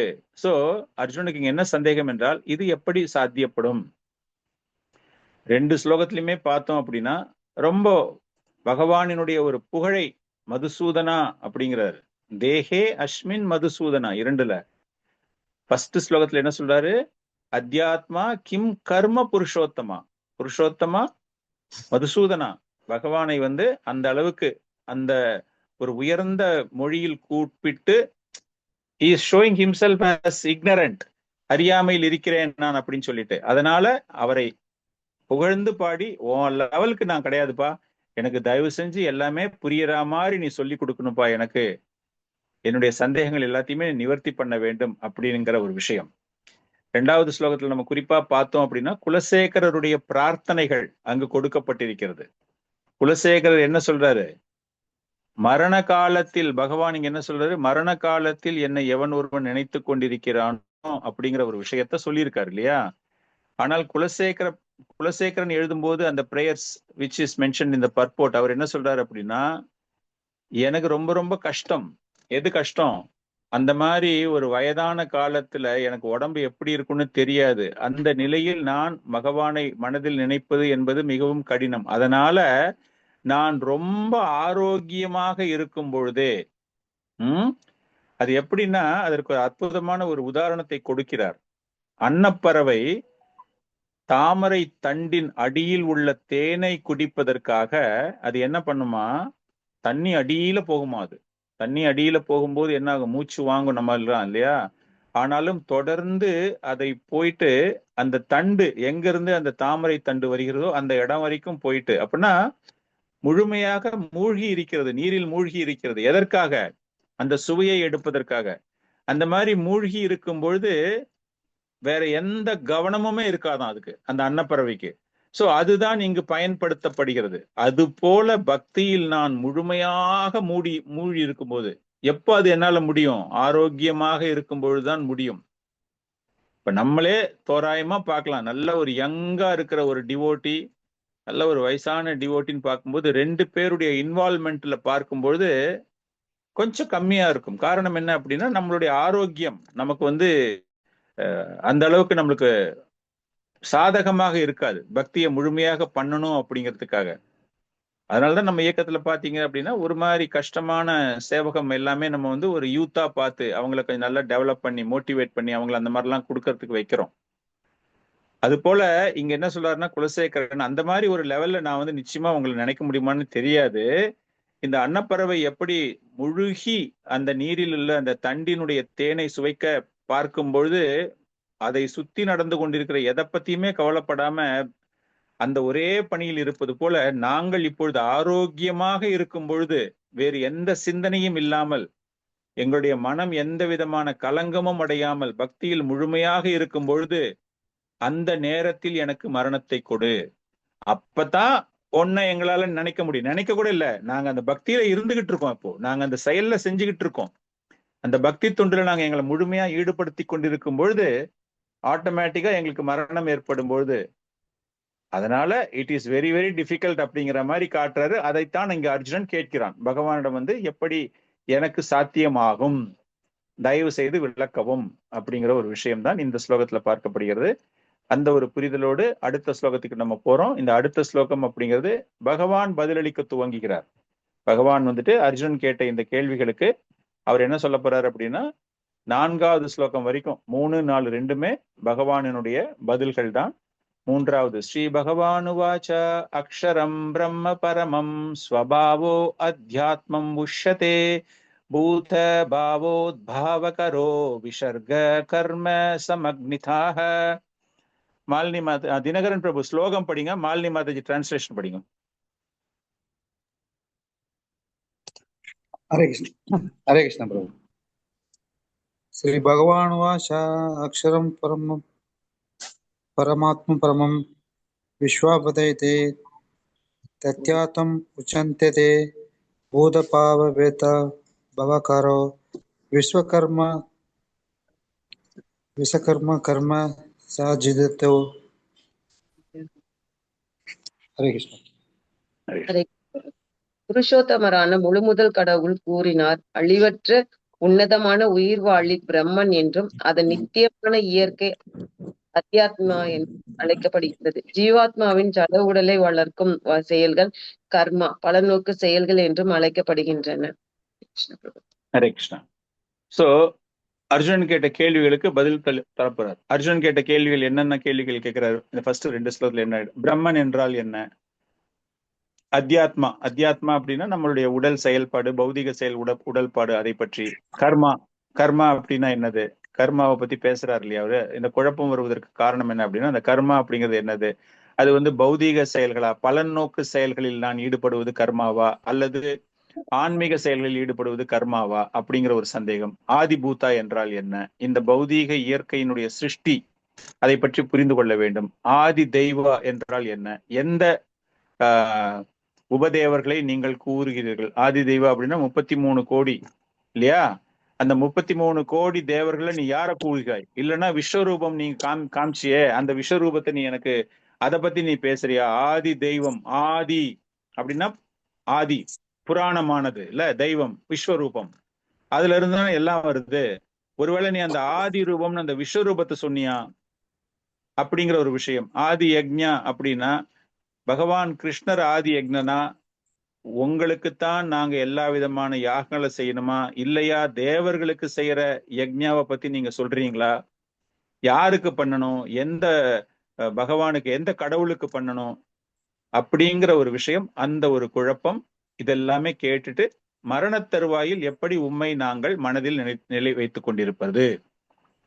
சோ இங்க வந்துட்டு பகவான் ஆன்சர் பண்ண போற விஷயம் 3-4 ஸ்லோகங்கள்ல.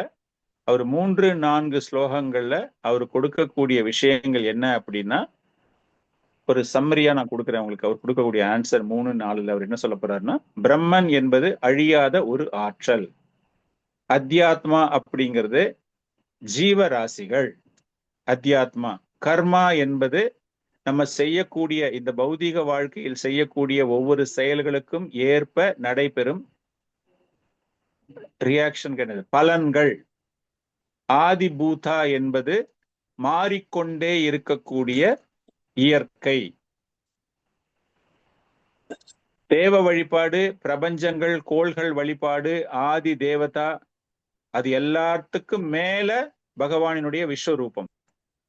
அந்த விஸ்வரூபம், அதாவது பகவான் மூலமாக அதிகாரம் அளிக்கப்பட்ட பல்வேறு வகையான தேவர்கள், அவர்களை பற்றியும் அவர் கூறுவார். அப்கோர்ஸ் போன ஸ்லோகத்திலேயே கூறியிருக்காரு. சோ அதற்கான ஒரு பதில் என்னவென்றால், அந்த விஸ்வரூபம் தான் அந்த தேவர்களை எல்லாம். காரணம் என்ன அப்படின்னா, அர்ஜுன் கேள்வி கேட்கும் போது என்ன கேட்கிறான், ஆதி தெய்வா அப்படின்னா வெறும் தேவர்கள் மாத்திரமா, இல்லைன்னா விஸ்வரூபம் எடுத்துல நீங்களா அப்படிங்கும் போது அதற்கு பகவான் என்ன பதில் கொடுப்பாருன்னா, இந்த தேவர்கள் எல்லாமே அதுல இருக்காங்க, அவர்களை எல்லாரையுமே கட்டுப்படுத்தக்கூடியவர் அந்த விஸ்வரூபம் எடுக்கக்கூடியவர் அப்படிங்கிற ஒரு விஷயம்தான். அதன் பிறகு அந்த பகவான் ஒவ்வொருவருடைய இதயத்திலும் பரமாத்மாவாக வீற்றிருக்கிறார், ஆதி யக்ஞா. அப்படிப்பட்டவருக்குத்தான் நீங்கள் செய்யக்கூடிய அனைத்து விதமான யாகங்களும் அந்த பலனாளியாக இருப்பவர் அவர்தான் அப்படிங்கிற விஷயம்தான் பகவான் கூற போறாரு. சோ 3வது, பிரம்மன் என்றால் என்ன, பிரம்மன் அப்படின்னா என்னது? இந்த இடத்துல பிரம்மன் அப்படின்னு பார்க்கும் பொழுது நிறைய புரிதல்கள் நமக்கு இருக்கு. பட் இந்த இடத்துல ரெஃபர் பண்ண, சரி, பிரம்மன் அப்படின்னா பிரம்மன் அந்த பெரிய அகண்டம், அருவவாதிகள் சொல்ற Brahman, brahminical qualities, that Brahman is also known as Brahman. Brahman அப்படின்னா சாக்ஷாத் பகவானையே கூறக்கூடியது பிரம்மன்.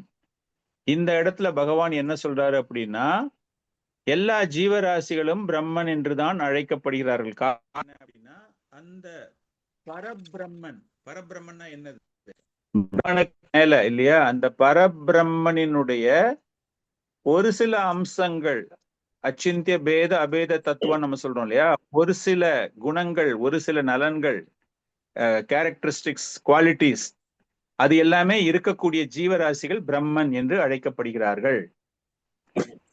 என்ன ஆயிடுச்சு அவங்களுக்குலாம், இந்த பௌதீக உணர்வுகள், மெட்டீரியல் கான்சியஸ்னஸ் இருக்கிறதால அனைத்தையுமே அவர்கள்தான் ஆட்சி செய்பவதாக கருதுகிறார்கள். எல்லாத்துக்குமே நாங்க தான் காரணகர்த்தாவாக இருக்கின்றோம் அப்படின்னு அந்த பௌதீக வாழ்க்கையில் உள்ள ஜீவராசிகள் தங்களுடைய செயலை செய்யும் பொழுது, அந்த செயல்கள் யாருக்கெல்லாம் அவர்கள் யாகங்களை செய்கிறார்கள், ஆஃபரிங்ஸ் அவங்க பண்றாங்க, எப்படி பண்றாங்க அப்படின்னா அவர்களுடைய சுய லாபத்திற்காக அவர்கள் செய்து கொள்கிறார்கள்.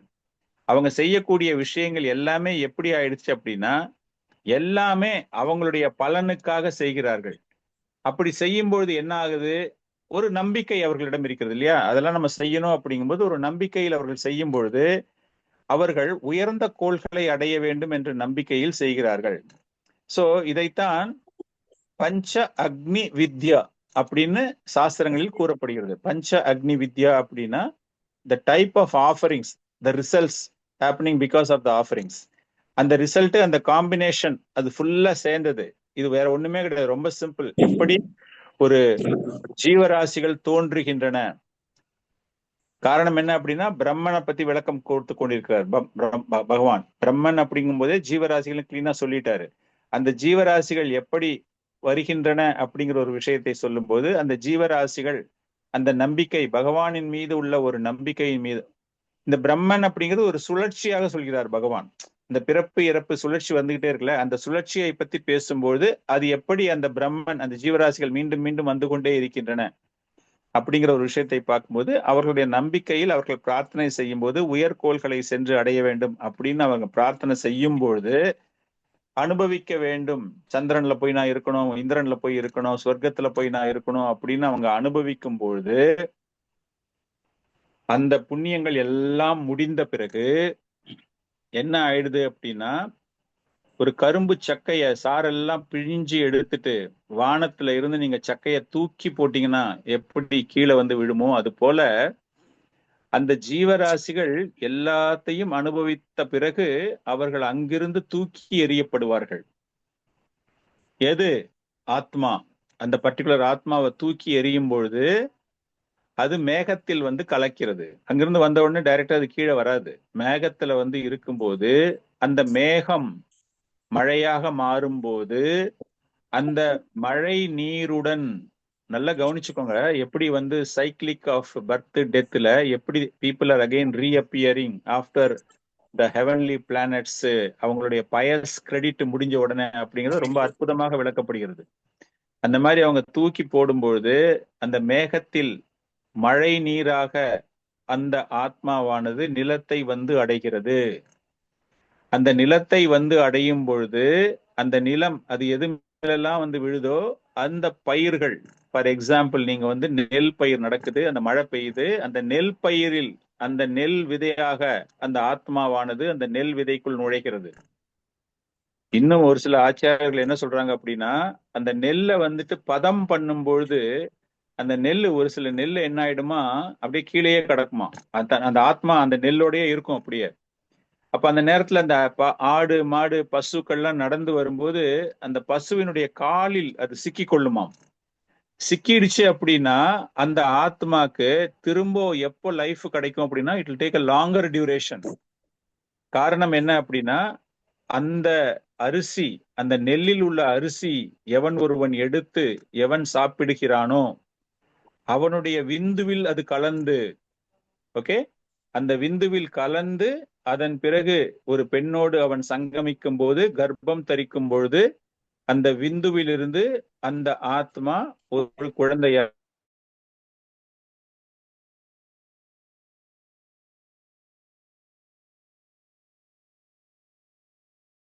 ஒரு விளக்கம் தரப்படுகிறது. இதுல இன்னொரு கேள்வி, நல்லா புரிஞ்சிக்க வேண்டிய ஒரு கேள்வி. நீங்க பாத்தீங்க அப்படின்னா பகவானே என்ன சொல்றாரு அப்படின்னா, உடலுறவு பல முறை யார் ஒருவர் செய்தாலும் அந்த பகவான் எப்பொழுது அந்த ஆத்மாவாக அந்த விந்துவின் மூலமாக அந்த கருவில் நுழைகிறாரோ, so it is in the hands of the Bhagavan. Bhagavan நினைச்சாதான், வெறும் உடலுறவு கொள்வதினால் ஒருவருக்கு கர்ப்பம் தரிப்பது கிடையாது. அந்த கர்ப்பம் ஒருத்தருக்கு தரிக்குது அப்படின்னா அந்த நேரத்தில் தான் அந்த ஆத்மா விந்துவிலிருந்து அந்த கருவிற்கு செல்கிறது. அது it is destined by the supreme lord. அவருக்கு எக்கச்சக்க ஃபார்முலாஸ் இருக்கு, கர்மா இருக்கு, அது இருக்கு, எப்ப பண்ணணும் ஏது பண்ணணும் அப்படின்னு அந்தந்த ஃபேக்டர்ஸுக்கு தகுந்த மாதிரி தான் அந்த விந்துவானது இந்த ஒரு உடலிலிருந்து வேறு ஒரு உடலுக்கு மாற்றப்படுகிறது. அது எப்படி வருது என்றால் ஒரு விதை மூலமாக. அந்த விதை எங்கிருந்து வருகிறது என்றால் வானத்தில் உள்ள மழையின் மூலமாக. அந்த மழை எங்கிருந்து வருகிறது என்றால் மேகத்திலிருந்து வருகிறது. அந்த மேகத்தில் அந்த ஆத்மா எப்படி இருந்தது என்றால், உன்னுடைய புண்ணியங்கள், உன்னுடைய சுகபோகமான வாழ்க்கையை முடித்து கொண்ட பிறகு தூக்கி எறியப்படும் பொழுது, சொர்க்கத்திலிருந்து நீ தூக்கி எறியப்படும் பொழுது, நரகத்திலிருந்து நீ தூக்கி எறியப்படும் பொழுது, எல்லாத்தையும் முடிச்சிட்டு தூக்கி எறியப்படும் பொழுது, அப்பொழுதுதான் அந்த சுழற்சி ஆரம்பிக்கிறது. சோ இதைத்தான் பஞ்ச அக்னி வித்யா, மழை, நம்பிக்கை, அனுபவிப்பது, மீண்டும் மேகம், மேகத்திலிருந்து மழை, பூமி, பூமியிலிருந்து தாதுக்களாக வருவது, தாதுக்களை உண்ணும் பொழுது ஆண்மகனின் விந்து, விந்து ஒரு பெண்ணின் கரு, அந்த கருவிலிருந்து வருவதுதான் குழந்தை. இது ஆக்சுவலா வந்து 10 டிஃப்ரெண்ட் ஆக்டிவிட்டி. ஆனால் இந்த 10 ஆக்டிவிட்டிக்கும் நீங்க பாத்தீங்க அப்படின்னா it is a combination of 2. உங்க நம்பிக்கையோட சொர்க்கத்துக்கு போறது ஒரு காம்பினேஷன். சொர்க்கத்தில் அனுபவித்த பிறகு அந்த அனுபவம் முடிந்த பிறகு தூக்கி எறியப்படுவது மேகம், அது ஒரு காம்பினேஷன். மேகத்துல நீங்க இருக்கும்போது மழையாக அது நிலத்தை வந்து அடைவது மேகம், அதாவது மழையும் வானம் நிலமும் ஒரு காம்பினேஷன். நிலத்துல நீங்க வந்து ஒரு செடியாக, அதாவது ஒரு நெல் பயிராக விளையும் போது அதை ஒரு மனிதன் உண்ணும் பொழுது தட் இஸ் அ காம்பினேஷன். விந்துவாக ஏற்பட்டு கருவில் சென்று குழந்தை பிறக்கிறது, அந்த கரு உள்ள போகும்போது that is a combination. So this is called பஞ்ச அக்ஞா, 5 வகையான யாகங்கள், 5 வகையான வழிமுறைகள் மூலமாக அந்த பிரம்மன் என்பது உருவாகின்றது அப்படிங்கிற ஒரு விளக்கம் இங்கு தரப்படுகிறது. அதன் பிறகு ஆதி பூதா 4வது ஸ்லோகத்துக்கு போகும்போது ஆதி பூதா, ஆதி தெய்வ, ஆதி யக்ஞா அப்படிங்கிறதுக்கான ஒரு விளக்கம் தரப்படுகிறது. ஆதி பூதா அப்படிங்கிறது என்ன அப்படின்னா 6 வகையான மாற்றங்கள் இல்லையா, நேச்சர், மெட்டீரியல் நேச்சர். அந்த குழந்தை பிறந்தாச்சு, அந்த குழந்தை வந்து பிறந்த உடனே என்னென்னலாம் நடக்குது, 6 வகையான மாற்றங்கள். 6 வகையான மாற்றங்கள் தெரியுமா உங்களுக்கு என்னென்னு? ஆமாங்க பிரபு, அது பிறக்கிறது, கொஞ்ச நாள் வளர்கிறது, தங்குறது, சில பலன்களை உருவாக்குகிறது, தேய்கிறது. பிறப்பு, அஸ்தி, ஜாயத்தே, வளர்ச்சி, வர்த்ததே, அப்படியே கொஞ்ச நாளைக்கு அப்படியே இருக்கிறது. அதன் பிறகு விபரீனமாதே, விபரீனமாதேனா குழந்தைகளை பெற்றெடுப்பது, பை ப்ராடக்ட்ஸ் சொல்லுவோம் இல்லையா, வேறு ஒரு வாட் இஸ் இட் கால்ட், வேறு ஒரு உயிரை நீங்கள் சிருஷ்டி செய்வது. அதன் பிறகு கொஞ்சம் கொஞ்சமா உங்களுடைய உடல் தளர்ச்சி அடைய ஆரம்பிக்கின்றது. அபக்ஷியத்தே, கொஞ்சம் கொஞ்சமா. ஐ திங்க் இது ஒரு கொஸ்டின் நினைக்கிறேன், உங்களுக்கு பாத்துக்கோங்க, நல்ல ஜாகிரதையா ஆன்சர் பண்ணோம் பிரபு. நம்ம தேய்கிறது, அப்புறம் மறைகிறது. ஒருவேளை சமஸ்கிருதத்துல எழுதி வச்சுக்கோங்க. அபக்ஷியத்தே அப்படிங்கும்போது குறைய ஆரம்பிக்கிறது, மறைகிறது. வினஷ்யதி, அழிவு. சோ இந்த 6 ஸ்டேஜ் அப்படிங்கிற விஷயம்தான் பகவான் என்ன சொல்றாரு அப்படின்னா ஆதி பூத, ஆதி தெய்வ, ஆதி யக்ஞா அப்படிங்கிற ஒரு விஷயம் பகவான் இங்க சொல்றாரு. சோ அந்த ஆதி பூதா அப்படிங்கிற ஒரு விஷயம் நம்ம பார்த்தாச்சு, கான்ஸ்டன்டா it is keep on changing.